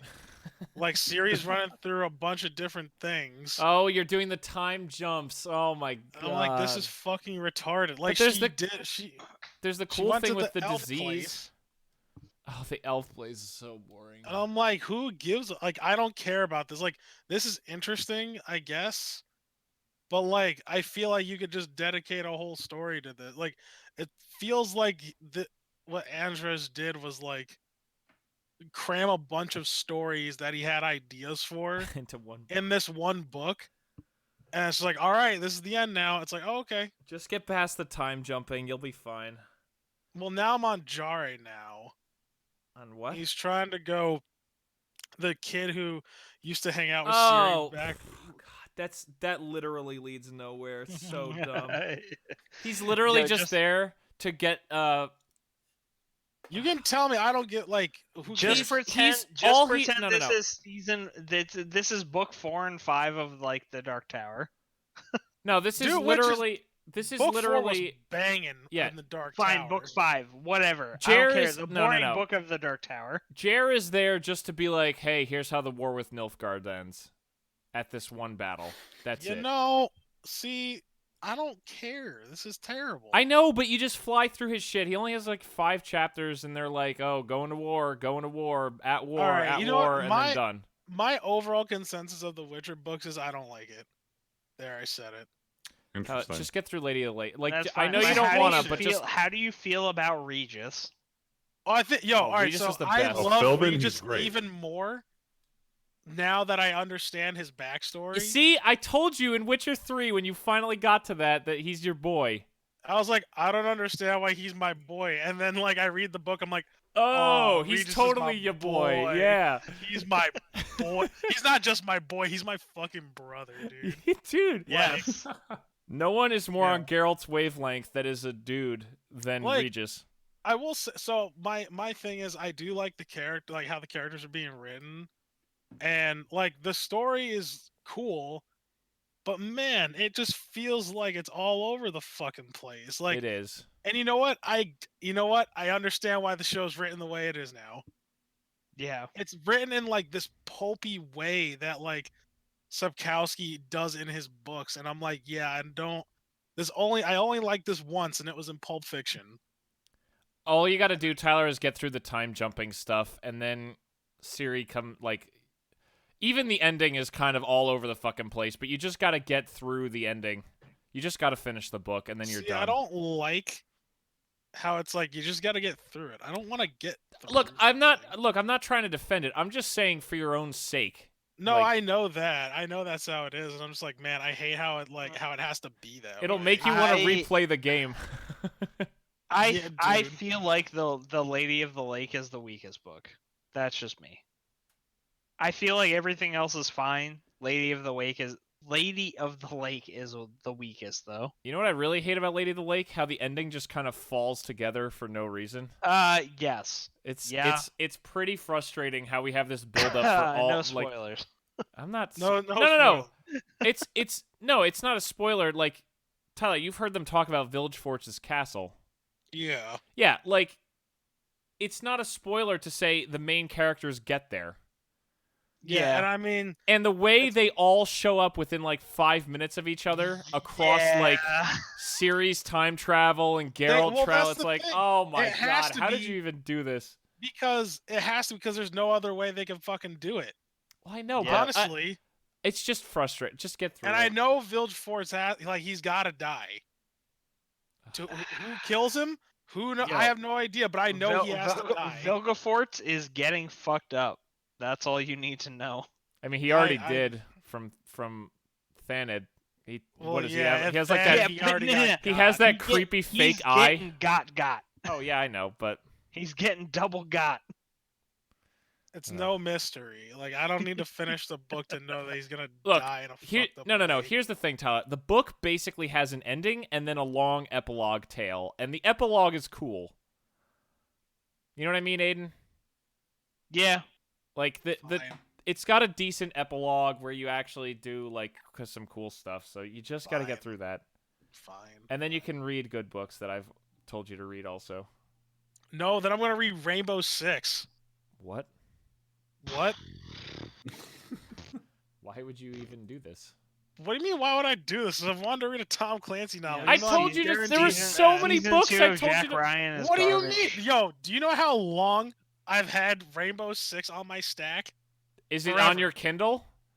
No. Then you haven't committed yet. Oh, yes, I have. Speaking of Kindles, What, do you Tyler, physically own it?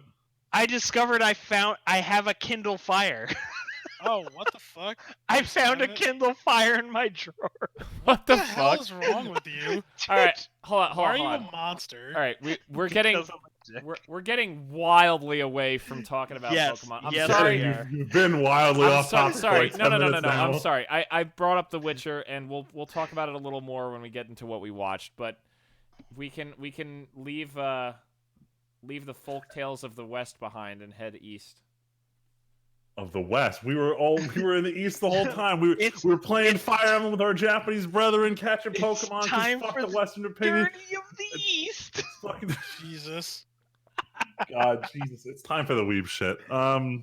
Yay. It's short this week. Nothing's happening because everyone's watching the beginning of the new season. I can tell you right now, I don't know what the name of the show is. It's like ID Unidentified. It's apparently really good. It's not interviews in another. It's interspecies interview. Apparently that one's really good. I'm gonna watch Rising of the Shield Heroine because reasons. Wait, what? It's not actually Rising the Shield Hero. The plot is, God damn it. This girl gets asked to play an MMO with her friend, and she doesn't like the idea of losing hit points, so she goes to this full tank build where she just can't do anything. Did Mother's Basement do a video where he mentioned that or something? I feel like I saw that. Yeah, he mentioned all of these in his Winter 2020 preview. But the actual title of the anime is Rising. I got tired of getting hurt, so I maxed out all my defense stats, and now I can only wield a shield or some nonsense. The bullshit English. All right, no. I have to call this out. I can't deal with this anymore.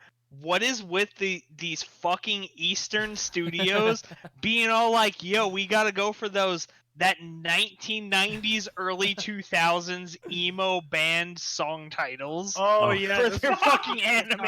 No. Right, hold on. So I can explain to you why they used why these names happen. No, there's a really good reason. So most light novels start off not as published novels. They start off as like the same way someone would put out a webcomic. Fan fiction.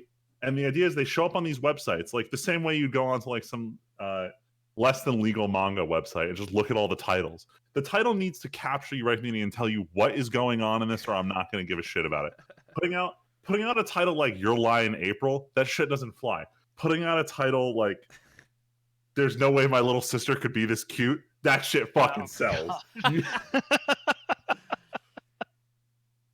That time I got reincarnated as a slime. It tells you exactly what that whole first chapter is going to be about. It's going to be about the time I got reincarnated as a slime. So that's how this like clickbait get these quick web novels out there, and then they blow up and they end up writing full-on like light novels for it, which get published. And then the anime studio is like, all right, who wants to pay us to adapt your shitty light novel to up your novel sales? And that's how we end up with an adaptation of Shield Heroine. There's a much more important show that's coming out this season, though. Oh, more important. Are you talking about Haikyuu? We're going to the top. So I haven't started the new season yet, but I watched the whole OVA on Friday. Fuck. I was very upset about the OVA. They adapted I did not watch it. They adapted 16 chapters into 2 episodes and missed like an insane amount of detail. I'm not entirely sure what the point of the fucking OVA was. Like, they could have just in the background said like, "Hey, Nekoma advances." Like, that's the takeaway of this OVA. Like, I thought there was gonna be more than that. But I guess series is sweaty as fuck. It did give some minor character development. So like when you get to the Nekoma game, there's not gonna be heavy development for their team because all the development happens in the OVA. So I'm just giving you a heads up. Okay, well. But yeah, no, I've Haikyuu, been super watching hype. 2 new episodes that have come out so far, and my god, is it like existential crisis level shit happening already? Yeah, I'm running through all 3 on Friday with my buddy, so we'll get sweating. What? Not with the anime crew? No, because Luigi is not caught up on Haikyuu, so we can't watch the anime. Right. We don't know if we're gonna try and catch up. In the meantime, we're just showing Val ReZero, so it will be caught up in time for season 2 when that comes out in April. Speaking of ReZero, I have to watch Tyler. ReZero. Yeah, we're watching that. Apparently, hell I have yeah. to watch it too. I fucking love ReZero. It's like Tyler, you're gonna hate it because there's a little time looping nonsense. But it's not that bad. It's not bad likes though. this show. Because it's not time travel, it's save points. Okay, it's all it is. Hold. Why don't we save this for what we watched? Let's finish getting through the new season Why don't we stuff. skip to what we watched? Anyway, Because real there's quick, Weeb shit 2 Friedman wants to talk really about. short stories. So you guys heard me bitching about the Digimon Adventure Try movies, where they did a sequel to the original Digimon Adventure. They came with another sequel to that, which nobody asked for. And now, after nobody asking for 3 series in a row, they're like, "Oh, what's that? You want us to reboot the original Digimon Adventure?" But instead of the original plotline, you want it to be an isekai where Tai gets hit by a train and gets isekai'd to the digital world? Coming right up. So that's what's happening this summer. Digimon Isekai monsters. But they've gone back to the original character design, so it's very unusual because they evolved them to look like more like modern anime characters. Now they're like, nope, back to where we were back in 1997. It's just like, ooh, why? Like, leave it in 1997. Luckily, there's much better news. The better news is at the end of the Made in Abyss movie, there was a distinct to be continued Yes, screen, which you don't get unless they're actually planning on continuing. And then it was confirmed on Twitter, like within 48 hours, season 2. Fucking thank God. Confirmed. Now we just got to get this movie in the U.S. I'm dying to know. Yeah, what I want to next. see like this and Violet need to come out in theaters already so I can watch them. I'm more concerned about this just because of plot. The plot matters way more than Made in Well, no, Abyss. I'm sure, but like I want to see both. Yeah. I need to generate the mental fortitude to finish season 1. Dude, it's rough. Of course it is. No, It's fucking heartbreaking. It fucking hurts, man. It sure it does. Fucking hurts. You're not wrong. Anime was a mistake. It hurts. Can you? I mean, it's still incredible to me how much Val loves the show, considering how hard it is to watch. Oh, the shows that make me cry are the best. Look, Freeman. I talk I about wouldn't Violet cry if I didn't love Evergarden. them. I talk about Violet every week on this fucking you know what? show. That's fair. That's why I don't think that Weathering with You was a good movie. I didn't cry enough. It's not good. It didn't hurt me enough. So that's a fair criticism. I appreciate Didn't that. I see? Okay, Freeman, maybe you can back this up. I thought I saw on our anime earlier that like its ticket sales for that did great or something. For what? Made in Abyss? No. Weathering with You. Yeah. It outsold Your Name in the US. That's what it was. Which, of course it was also, going to. Your Name brought Makoto Shinkai to everyone's actually, speaking of Made in Abyss, What the fuck? I just went on our anime. Apparently, the Made in Abyss movie had the highest satisfaction rating from moviegoers of all movies opening this past weekend. Satisfaction. No. I want suffering. I want small children crying in a pit in the middle of the earth. I mean, but I feel like anyone going to the opening weekend in Japan of Made in Abyss knows what it's there for, and if they were satisfied that that's what it is. All right. Well, I'm predicting that they kill. Look, Bo all Daddy I'm saying at is the I end of went the on movie. our anime and that headline was there, and we were just talking about it. Okay, that's it. All right. Anyway, that is it for the Weeb shit. There was no other worthwhile anime news. The rest was all about voice actors and random roles, the unfortunate passing of the original Dragon Ball Z or the original Dragon Ball narrator. A lot of not Z. Not Z. No. You Kyle know, Hebert all the still with pictures, us, thank God. all the pictures were of adult Goku or Z scenes that were like. Yeah, it's. At first, I couldn't tell if he was also the narrator for Dragon Ball Super and Dragon Ball Z Kai, but I think that's also a different narrator. So Yeah, I'm already losing all track of what he sounded like. Unfortunately, may he rest in peace. That's been dominating the anime news scene because there's almost nothing else to talk about this past week. Yeah, I saw a lot of. Apparently, he did the narration for just the original Dragon Ball, and then he was Captain Ginyu in Z. Yeah. But yeah, so Yeah, and then he also had a couple other roles, but it was like early Funimation, like back when DBZ and Yu Yu Hakusho were like their only franchises.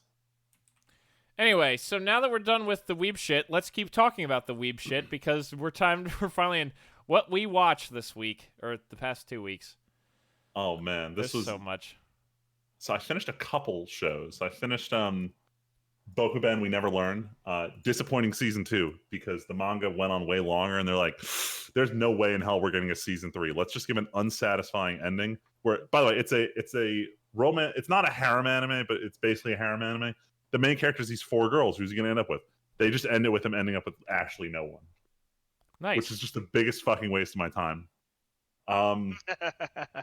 What else did I finish watching? There was a shit anime somewhere in here. What was it? Is it wrong to try to pick up girls in a dungeon season 2? It wasn't bad. It was just really, really rushed. You could tell they were trying to push this anime out there to promote the smartphone game in China. JC Staff is a bad anime studio. I'm going to keep repeating that to the end of time. They ruined Index. They're ruining Dungeon. They ruined One Punch Man. They ruined Food Wars, and they're just going to ruin everything they touch. Which, by the way, is it wrong to pick up girls in a dungeon? It's getting a season 3, so they'll have another opportunity to mess it up later this year. Oh, it's already confirmed to be them again? They were the original ones who did it, and they're going to keep doing it. They're like the biggest studio. I finished Cautious Hero. You were saying that right. show turned it the fuck around. Holy fuck. Those last 2 episodes were not funny in the slightest. And now I can't laugh when I watch this show. Well, yeah, because now you look, it's one of those retrospective, you're like, oh no. You're like, oh fuck, none of that was funny at all. No. I came here to I'm laugh. sad not- now. came here to compare this to Konosuba, not cry. Like Yeah. it was an interesting watch. I definitely recommend people check it out. The twist is pretty good. Okay. And then the last, what did I want to bring? Oh, I'm on the last episode of Vinland Saga. This show is a 10 out of 10. I love every second of the show. Where can you watch it again? Prime. Oh, fuck. Dude, Ashalad is the best shonen protagonist of all time. Yeah. Wait, Yo, did you finish it? Wait, I have one more episode that I'm going to watch after we're done with the podcast. Oh, jeez. I know. Rick, so you got to the thing. Dude, You got to the thing, dude. I didn't see that coming at all. It just happened. I'm like, wait a minute. Wait, what are you talking? What are you Thing. talking about? The Thing.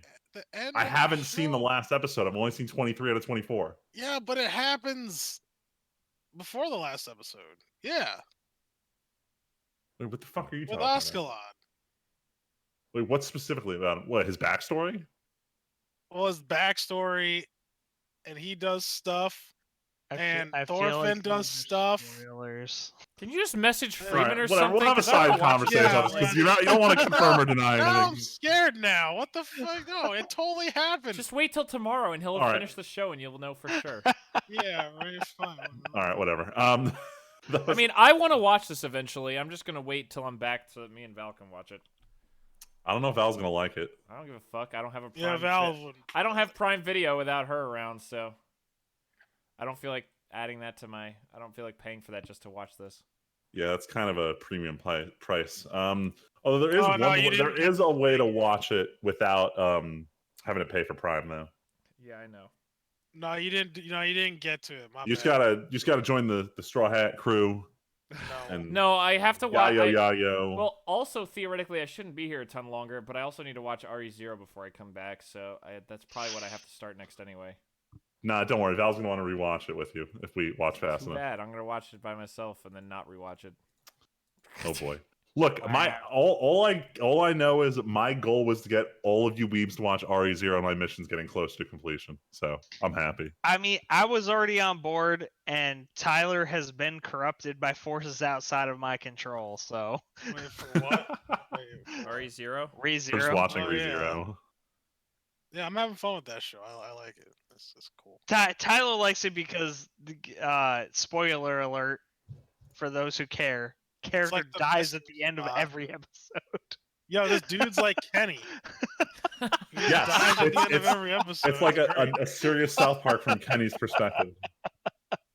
Or I also compared it to my favorite episode in Supernatural, The Mystery Spot.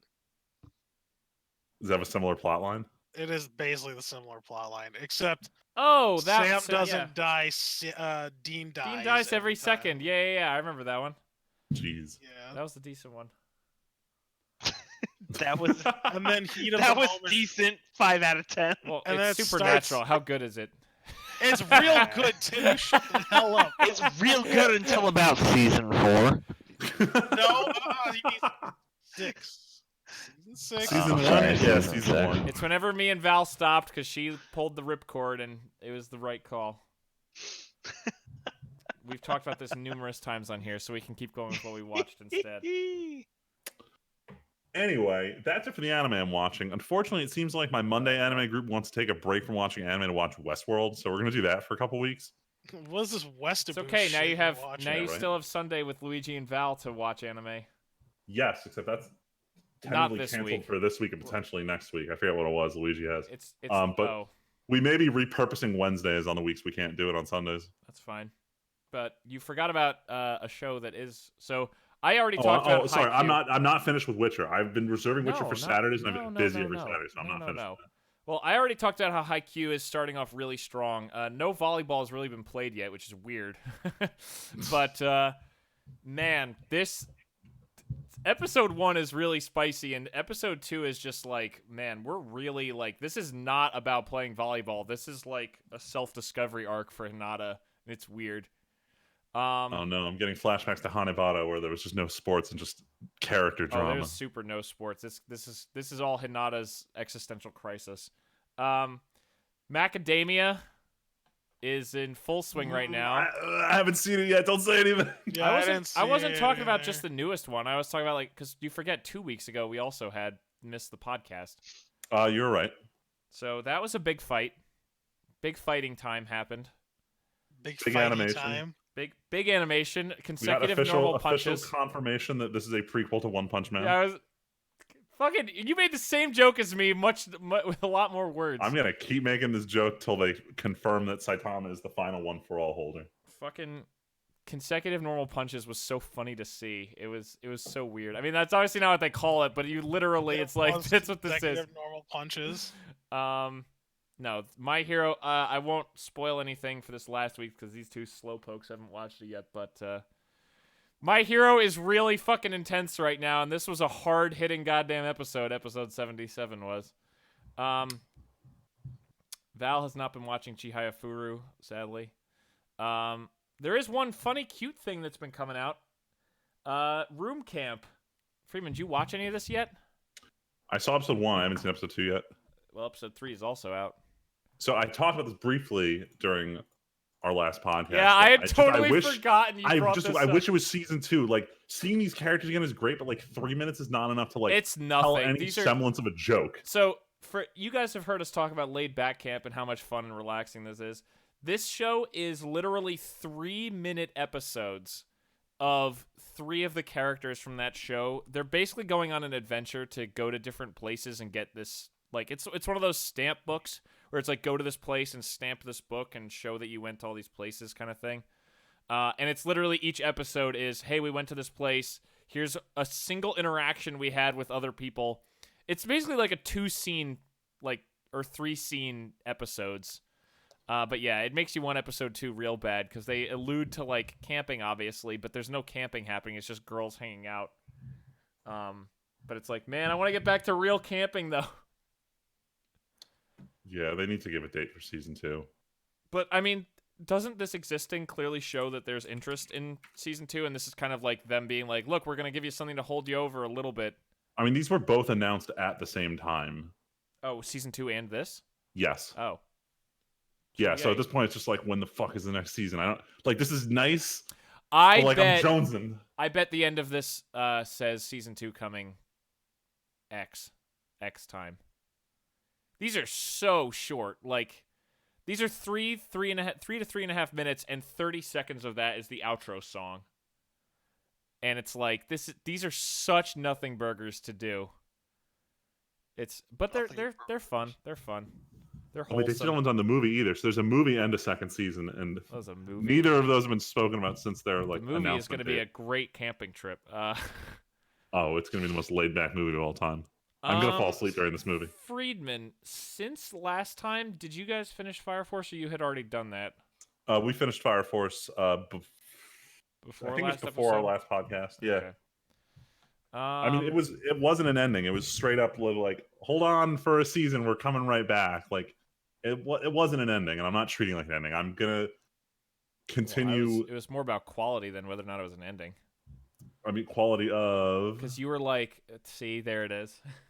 Like the animation's on point, but I'm still not digging the storytelling. Oh my god, I don't think you're ever gonna come around on this story. No, like unless he decides like, all right, you know what? Here's my fucking rant about Fire Force.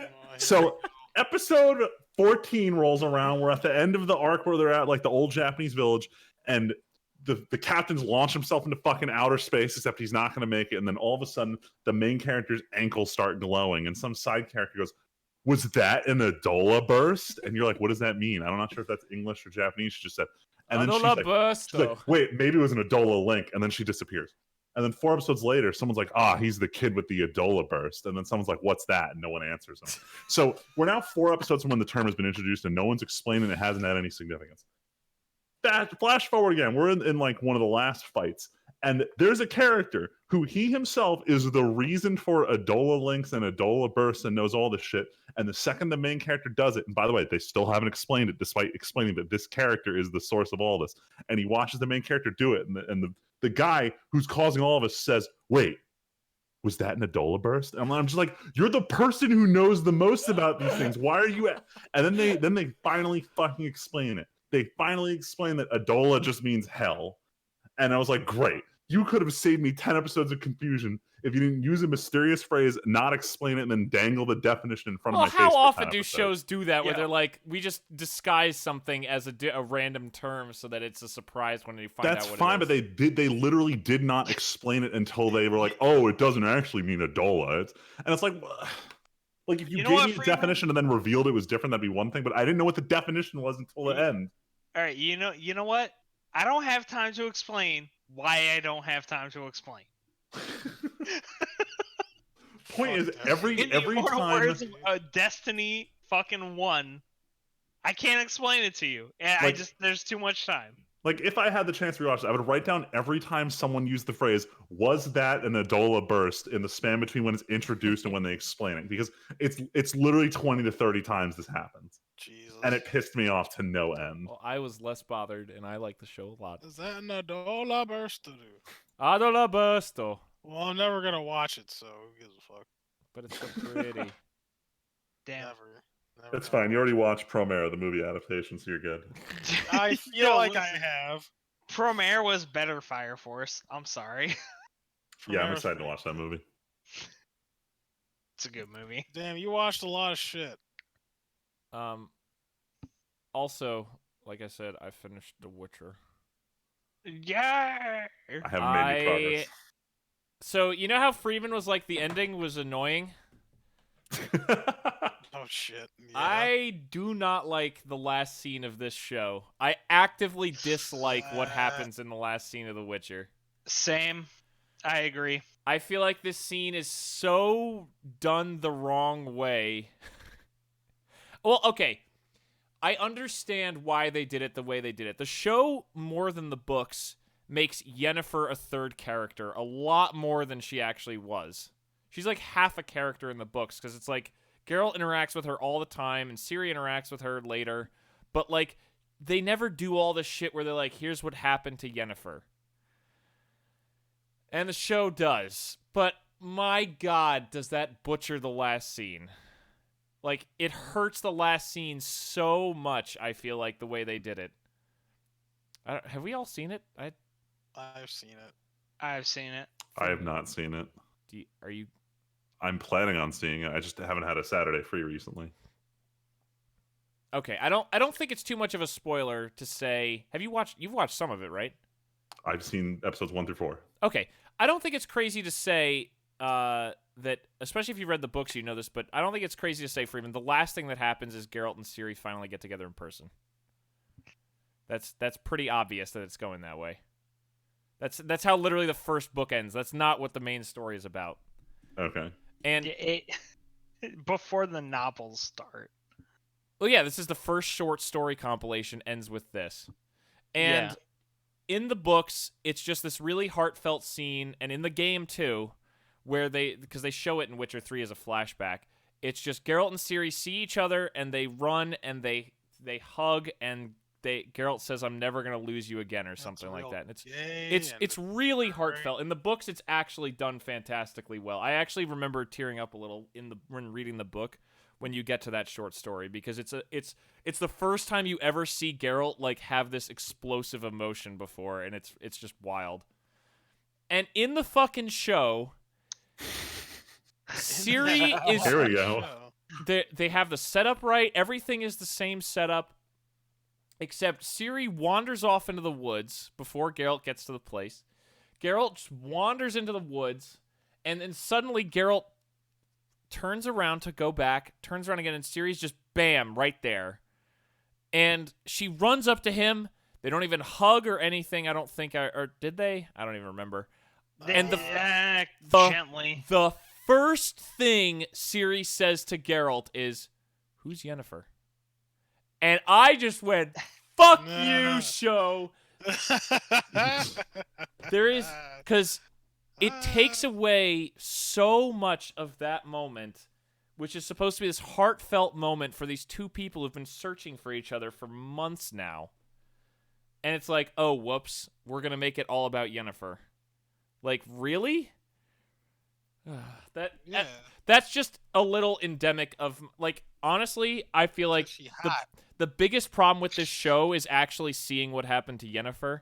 I forget, does episode 4 have Yennefer's transformation, or no? That's later. Episode right? 4, she's already transformed. Yeah, she's doing that. Yeah. She's getting chased through portals by that monster and the Okay, baby perfect. Yeah. So that's again, another thing that I disliked about the show is later on in the episodes, Freeman, you'll see this, but it's a big theme in the books of Yennefer is like a mage who wants to have a kid, and she goes, somehow I'm gonna find a way to have a child. I'm gonna find a way to magically cure what they quote unquote did to me, is what the show says. But in the books, it's just mages can't have kids, and they don't explain why. It's because of magic. Something about magic makes mages not fertile. Oh, I thought it had to do with her transformation. Well, so here's the thing. Yeah, that's exclusive to the show. Yeah, so Oh. in the books, it's just magic means you can't have kids if you have magic. As a woman, I don't even think as a guy you're bound to that rule. It's like women can't have kids if they're mages. No, guys are infertile too. They are? Okay, I couldn't remember. I mean, sterile? Sterile, whatever. In the it's show, the same shit. but the It's show, Whatever. for whatever reason, still wants to ride that plot point, but literally shows Yennefer's sexual organs being removed from her body. Yeah. And I was like, Yeah, are you that's- fucking kidding?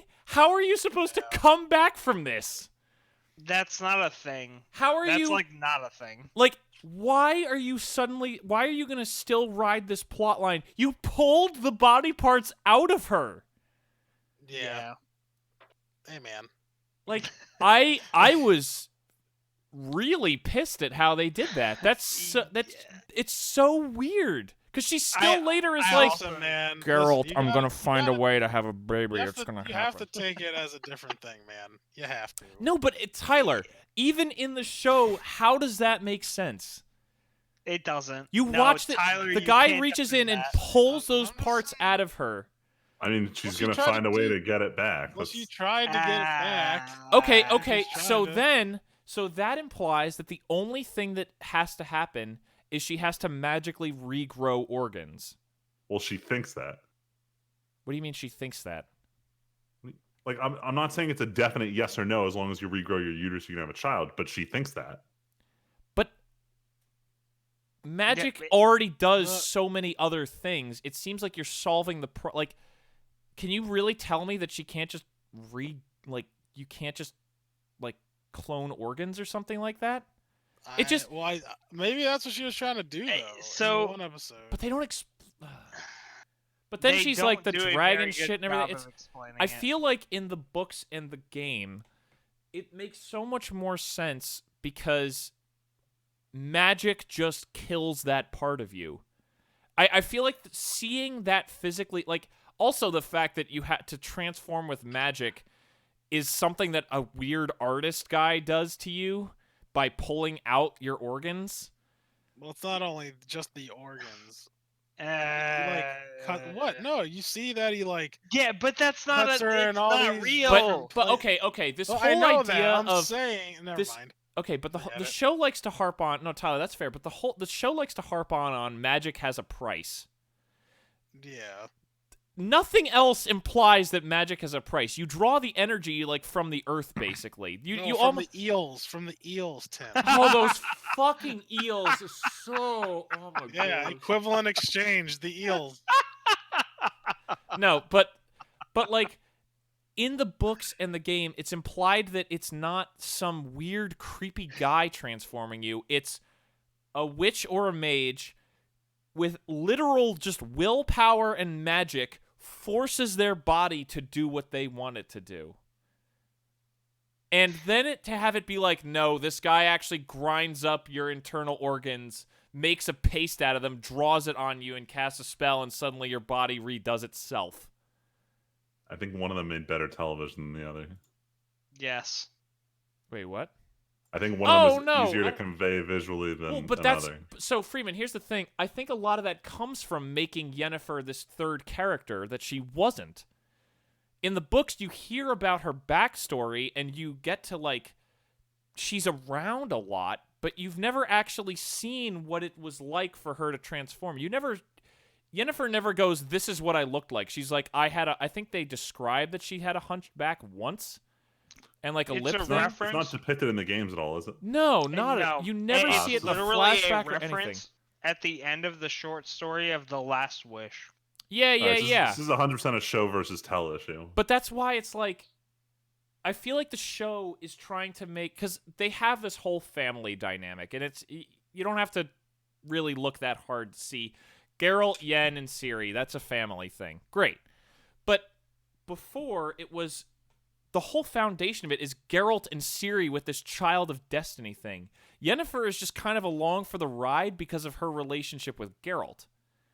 But then the show is nah, but Geralt and Yennefer and Ciri are all a package deal. And it's that's not, that feels like it cheapens the whole Child of Surprise thing.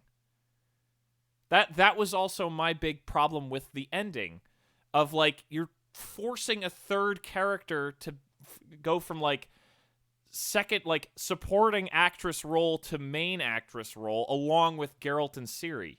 And we didn't need any of that. Geralt's life is interesting enough, and Ciri's life is interesting enough. We didn't need Yennefer. Oh, why Yennefer? Me. Well, wow. All right, I'm done. Yep. That's going to end that rant. And yet, Yep. at the end of it, I like the show. The show's good. It's well done. Henry Cavill is a great Geralt. He crushes it. Bizarrely enough, yes. That's Bizarrely easy enough, gamer. Henry Cavill. He is a actually good killing it Geralt. at Geralt. Honestly, it makes me wish we had more Geralt and less Yennefer. Like, in addition to what I was just talking about, like... I don't like the casting of Yennefer or Triss. Just me. I just think it's a little disappointing that Triss doesn't have bright red hair because they always go out of their way to make it be like, fiery red hair! I mean, even the things later on with Triss, I don't like any of that either as well. Despite what the games do, that's irrelevant. I'm not gonna ruin in it the for books? Friedman. Or the games? What are you talking about? The show the Oh, show later tries episodes? to follow the books with the whole Battle of Sodom. Also, Sodden is not at all what I imagined whatsoever. Same. Like, it's... But I thought it was... I digress. I The digress. arrows through the portal were dope. What? The arrows through the portal. No, were trick. no. The battle itself is cool. I'm saying Sodden is a hill, not a fucking castle on a bridge. Yeah. But again, Friedman Also, hasn't this seen whole it. I'm not trying to Philippa ruin being it. Nilfgaard thing. I'm just kind of zoning out here because I don't want to actually hear anything. God, why are these mages with Nilfgaard? Oh, wow, that's like... Yeah, I mean, they kind of reference that sort of gently, but Ugh. it's not Wait, all what do the you way mean? there. What do you mean reference that? Now, in the books, they kind of Well, in the books, there's like in traitors, the secret game- traitors. No one is like, I went to work for Nilfgaard. Ha ha ha. No, I in fully the- believe in Oh, Nilfgaard.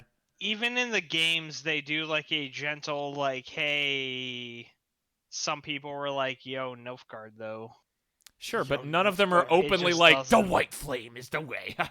We have Yeah, demonic yeah. powers because we were...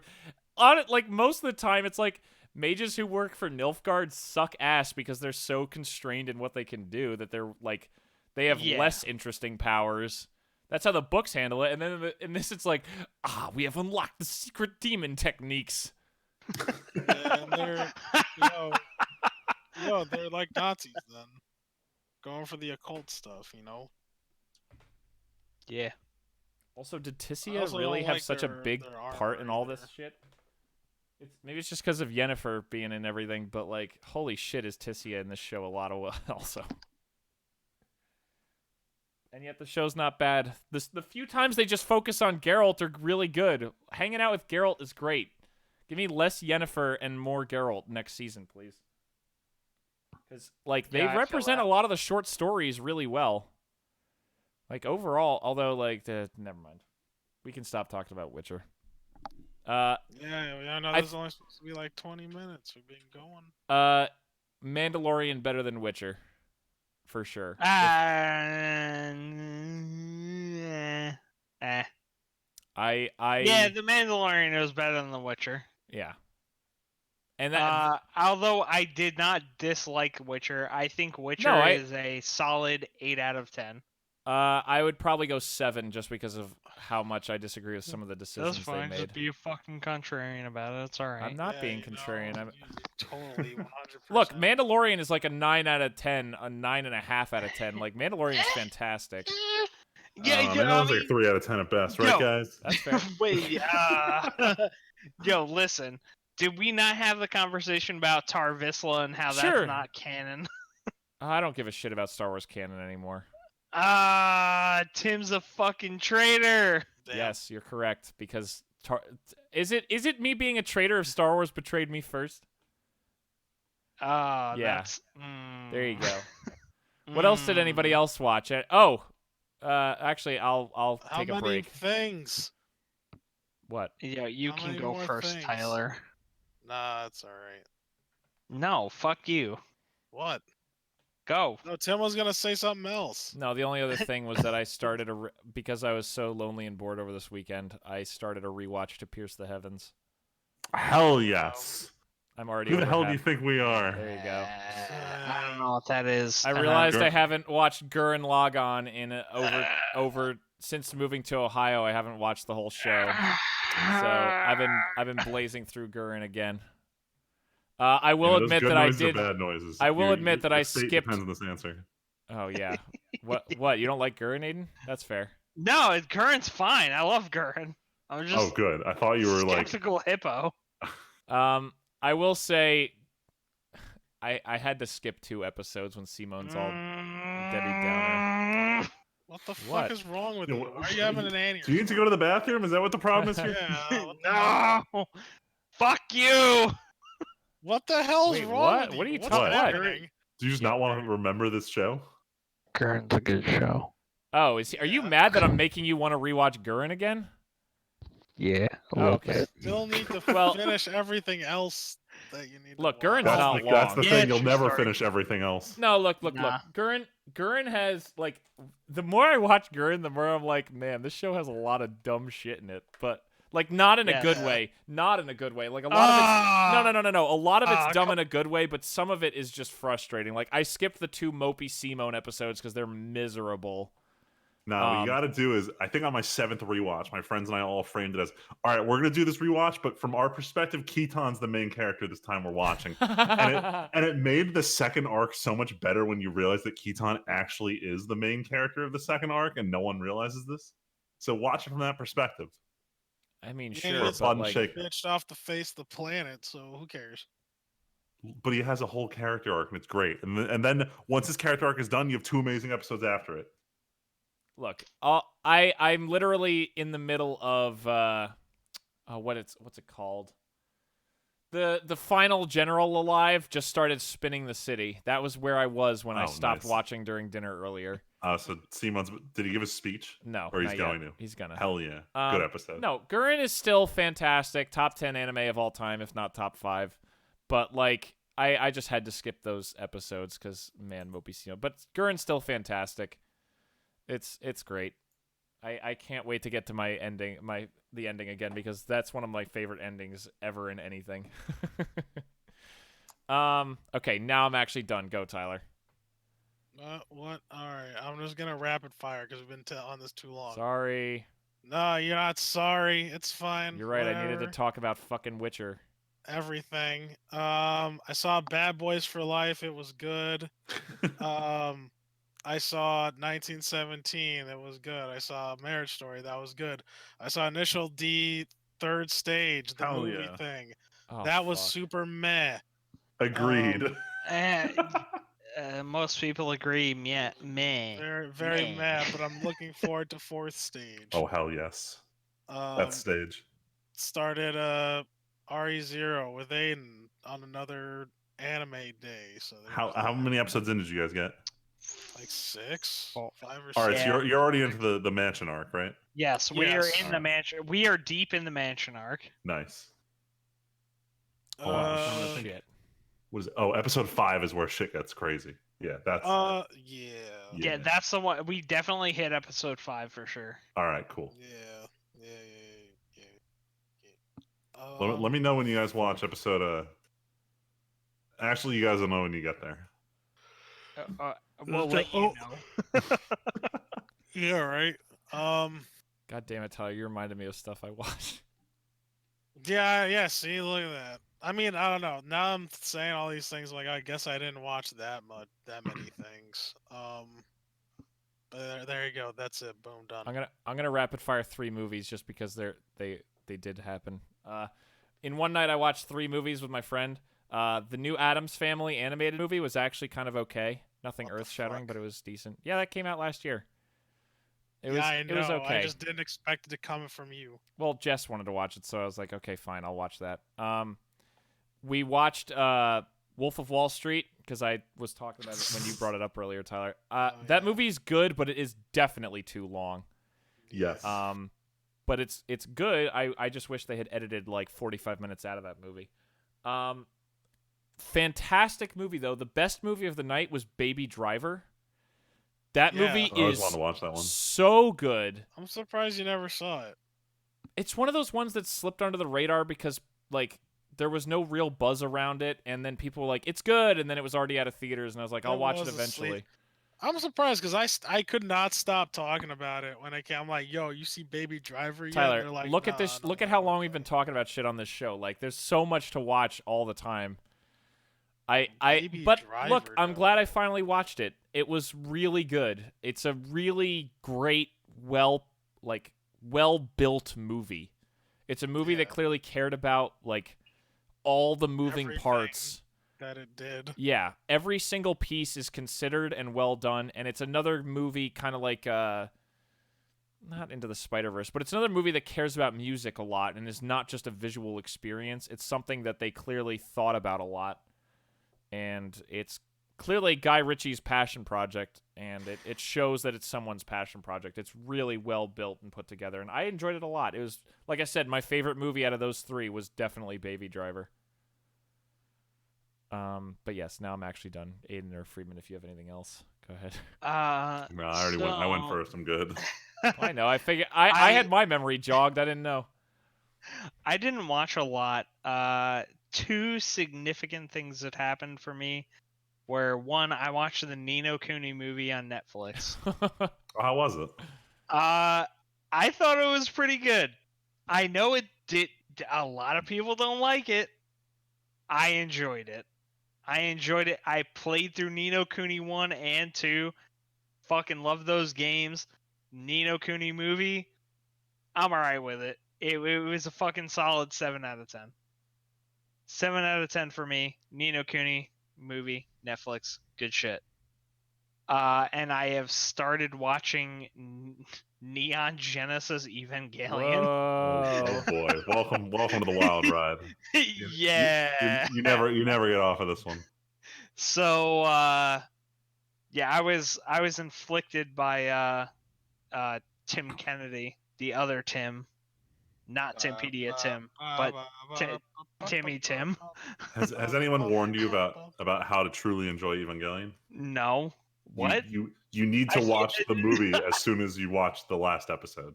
I didn't know Okay. that there was Yeah, a that's way fair. to consume. Like if you just watch the first 26 episodes, it's not enjoyable. It's okay. I'm on episode like 4. All right. Well, when you get to the end, you know what? Forget it. Just come talk to me when you get to the end of Evangelion, and I'll explain to you how to properly enjoy this. Because it needs explaining. Okay. I feel like I'm in some kind of French kitchen, and they're like, you want to enjoy the perfect croissant. Basically. Like, Come to me yeah. after lunch. I will show you. For fuck's sake. What the fuck? Yo, but yeah, I mean, that's really it for me. I watched Ni no Kuni on Netflix, and I started Neon Genesis Evangelion. That's really it for Weeb bullshit, because that's all I enjoy, because Westaboo is trash. Amazing. I guess we'll just move into closing our games we've played, because we do play video games here too. I know, well, no, Aiden and Tyler, I know you guys have been playing metric tons of Call of Duty. I played a fair bit, but you guys have been playing lots. Yeah, I have 3 golden guns almost. Jesus. That's what we call a fucking loser. Anything else you guys are going to talk about? I just brought it up to... Yeah, I've been... Alright, so I guess I'll start off the GAMs section. I've been picking up The Witcher 3 again. I've started playing Ni no Kuni: The Wrath of the White Witch again. And I have also begun the journey that is Monster Hunter World Iceborne. And I have been enjoying the fuck out of it. Dude, Iceborne is really good. Oh, Iceborne. Oh, so good. I'm concerned that now just anytime a new Monster Hunter game is going to come out, I'm going to jump on it just because this was like the taste I needed to get into this series. It's dangerous. Monster Hunter World is dangerous. Stay away from it like it's crack cocaine, kids. I don't think I'll play Iceborne, but I'll probably pick up the next one on PC. Like, oh man, I've been having so much fun with Iceborne. Like, a lot of the monsters have been reused, but there's a lot of really new shit in there. Even they're if very it's creative from with how older they made them games. different. Yeah, like it's even though it's reused, it's creative in the manner of the way that they reuse it. and I've just been having a great time with it. Fucking, ah. I know it's fun again. We're stuck in that endless grind on PC for a while, but like now, so they came out with the production schedule for when the updates for PC are coming out to catch up to like console, and there's one big patch every month, and they said in April both console and PC will be caught up together, and then from that point on, all releases will be for both at the same time. Didn't they say that last time though? They did. They caught up. It was after Behemoth, and they announced Iceborne and fucked it all over again. Yeah. Whatever, but they actually gave us like a discrete timeline of when we're going to catch up to them, so I'm super excited for that. It's same. I'm invested in Iceborne. Like, I'll put another 200 hours in this game. Sorry, I like. Oh no, I don't Monster blame you. Hunter. I'm gonna do literally the same thing. Yeah, let me know when you're online. We'll play. Oh hell yeah, do some duo hunts.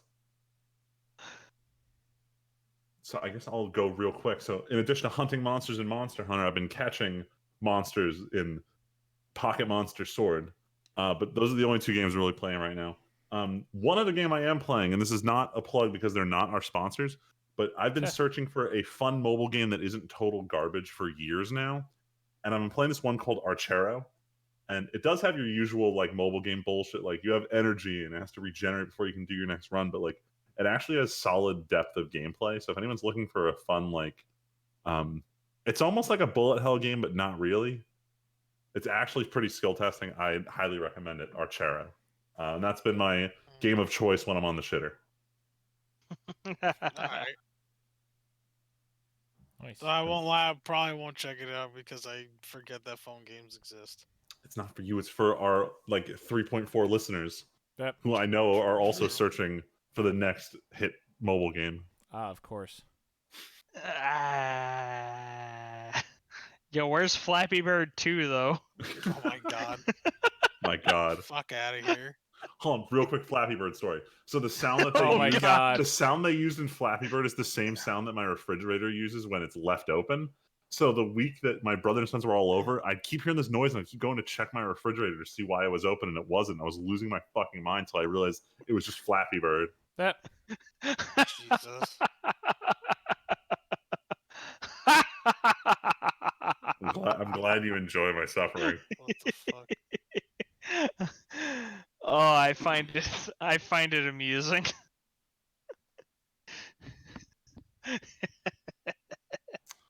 All right, who else played games this week? I can talk really quick. I know I mentioned last time I was replaying Dark Souls 2.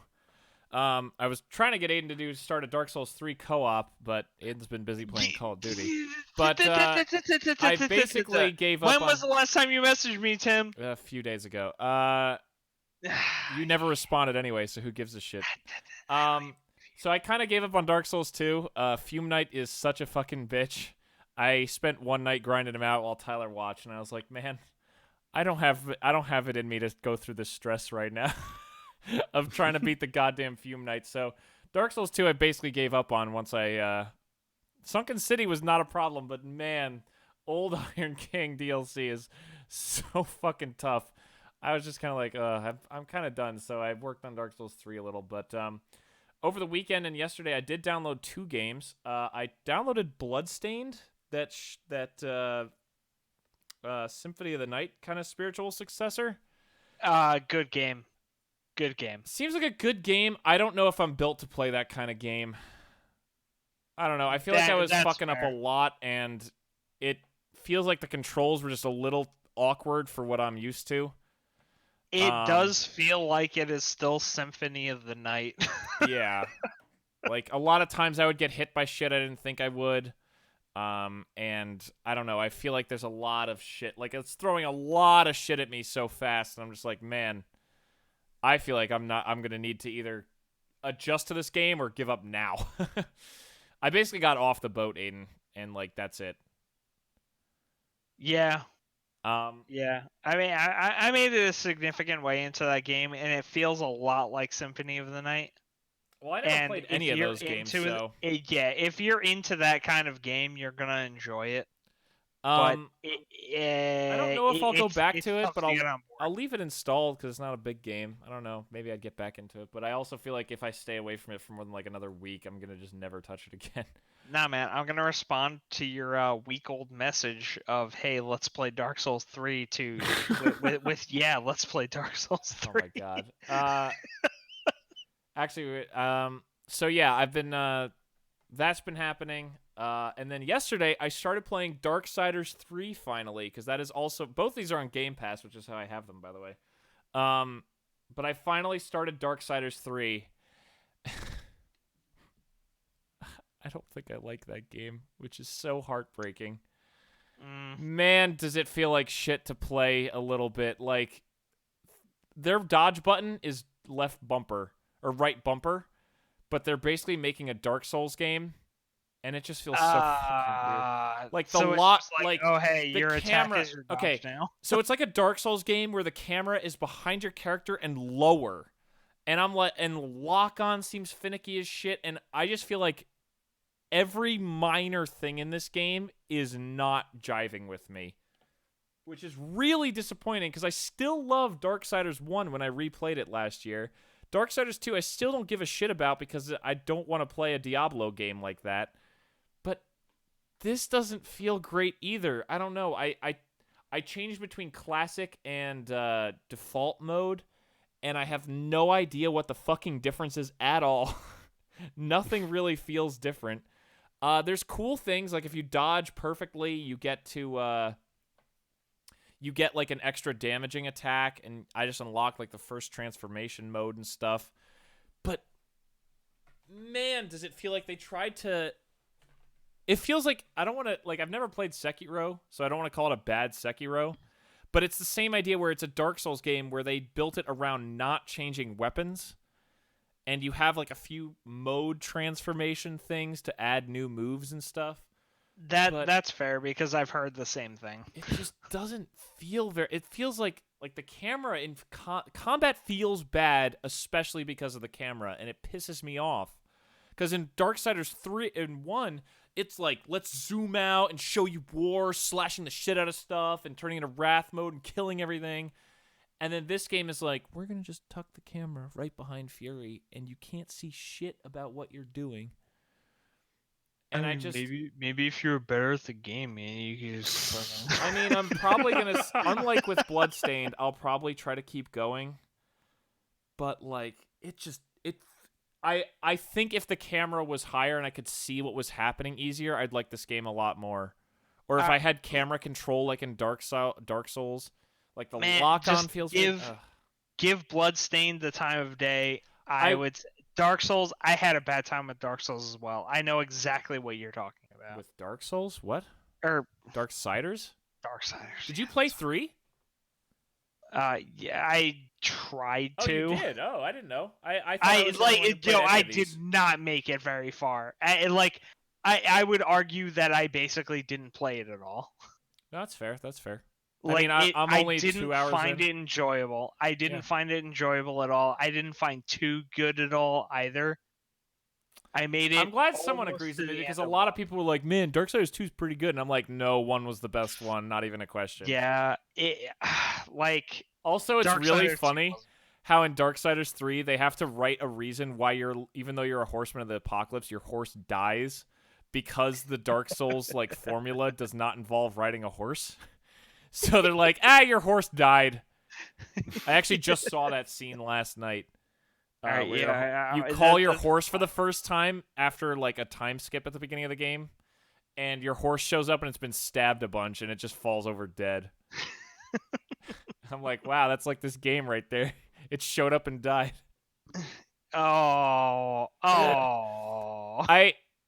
Look, Genesis came out. I don't know. Maybe that'd be a game we could play co-op too, Aiden. Genesis.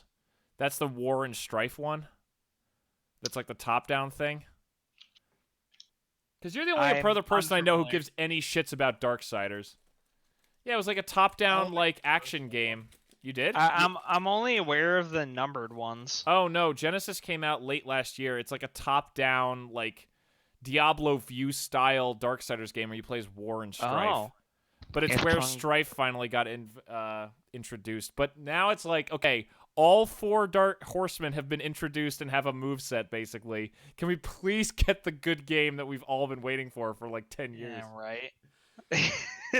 If only THQ didn't fucking die. Honestly, with how 2 and 3 have been, I just don't know if they have it in them. Just go back to the Zelda formula. The Zelda formula was so... Like, every Darksiders game has been copying another game. 1 was Zelda, 2 was Diablo, 3 is Dark Souls, and only 1 did good. Only 1 was a really fun game. Yep. Just go back to that Zelda formula and make it 4-player co-op, the 4 horsemen, and then you're done. Just figure out some dumb story. Like, clearly Vulgrim is going to be a villain. The Charred Council is going to be a villain. Like, okay, we just do that already. Because nobody cares. Like, fuck. Like, Stop just messing make your around. Game THQ Nordic. Even Just do make it. your game. No. Even do it like Gears of War, where they had like the 2 and 2 co-op thing. You remember what I'm talking about? Like Gears 1? Oh, yeah. Do like like War and Death and Fury and Strife or whatever, however you want to break it down. Like, just do split missions or something. Just let me do all 4 in a game with one consistent style. This is going on way too fucking I know. I'm I'm killing Sorry. the vibe here, but we gotta wrap. I know. It up. I'm sorry. No, you ain't sorry. You're not. You love motherfucker. talking about this. Yes. I get. But he's the captain. You can't disrespect Man, the fuck you, captain. guest. We're at over 2 hours. Outta now. here. We're done. Whoa. We're done. We're done. Did you Wow. just call me a guest, Tyler? Guest? Wow. Yeah, Yo, can we get a am I a guest in chat though? Oh my god. Jesus Christ. Tyler, what are you Oh my doing God. this week? What am I doing? Hopefully killing myself. Okay. Oh wait, shit. Jesus Wow. Sorry, I you, zoned Tyler. out. Not without me. Oh fuck. Oh Yeah, my no. God. I don't know. I got a lot of stuff going on. D&D stuff. I don't know. Whatever. I We got. are starting the new campaign this week, right? Yeah, we're gonna. So we got that to look forward to. Yeah, if you guys want to keep playing it forever, not drop it like last time, Look, Wow. man, don't look at me. Do not look at me for this one. There's a lot of negativity coming out of Tyler's corner right now. Yep. As always, as expected. But I don't know. I don't have much. I'm probably working this weekend, maybe. I don't know. Yo, why the fuck you? Yeah, I know. Tim? Freeman, you doing anything this week? All right, Yeah, never but mind. reflection. I was asking Tim. Yeah, I'm not fucking talking right now after everyone's gonna yell at me for talking Wow. too much. Well, no, but you have to give your weeks at some point, or we Yeah. can't finish. But you're next, Freeman. Go. Oh my Um, god. So I'm finishing up Villain Saga, starting Fate Grand Order, Absolute Demonic Front, Babylonia. There's like 4 shows in the current season on my watch list. I've given up on the idea of reading the Ari Fureta light novels before watching the show because I realize these novels are ass and the show's even worse. So I'm just going to finish season 1 and not watch season 2 when that comes out. That should carry me through the week. I do need to catch up on Haikyuu. I need to catch up on Chihaya Fudu. Knowing me, I'm not have time to watch any of the shit I just said I'm going to do. And instead, I'm just going to binge watch Witcher on Saturday is what's most likely going to happen. But that is my week in a nutshell. Yeah. I'm gonna watch My Hero and probably play the video games I talked too long about before. Aiden, you do anything? I'd like to make more progress on Neon Genesis Evangelion. I'm very curious about how you appreciate it in the modern era. I like the show so far. I'm on episode 4, so it's like, whatever. But yeah, I like it. I appreciate the 80s, early 90s aesthetic. Yeah, it's definitely a perfect example of that. Yeah, so like I've been enjoying that show. I'm continuing my replay of Ni no Kuni Wrath of the White Witch so that I can properly appreciate Ni no Kuni 2, even though they're very vaguely like associated with each other, but that's whatever. I want to play. I want to continue watching ReZero because I really like ReZero a lot. Right, Tyler? Wink, wink. Oh, Tyler. Tyler likes it even though it has time travel. yes, yeah, pretty much. I will say. But yeah, I mean that's more or less it for me. I'm looking forward to Castlevania Season 3 whenever that happens, and I want I want more anime. Want it. Look, you come find me.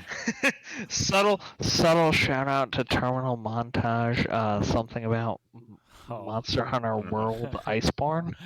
Yo, A must-watch sometimes- video. Sometimes I just want a terminal montage scream. Yeah.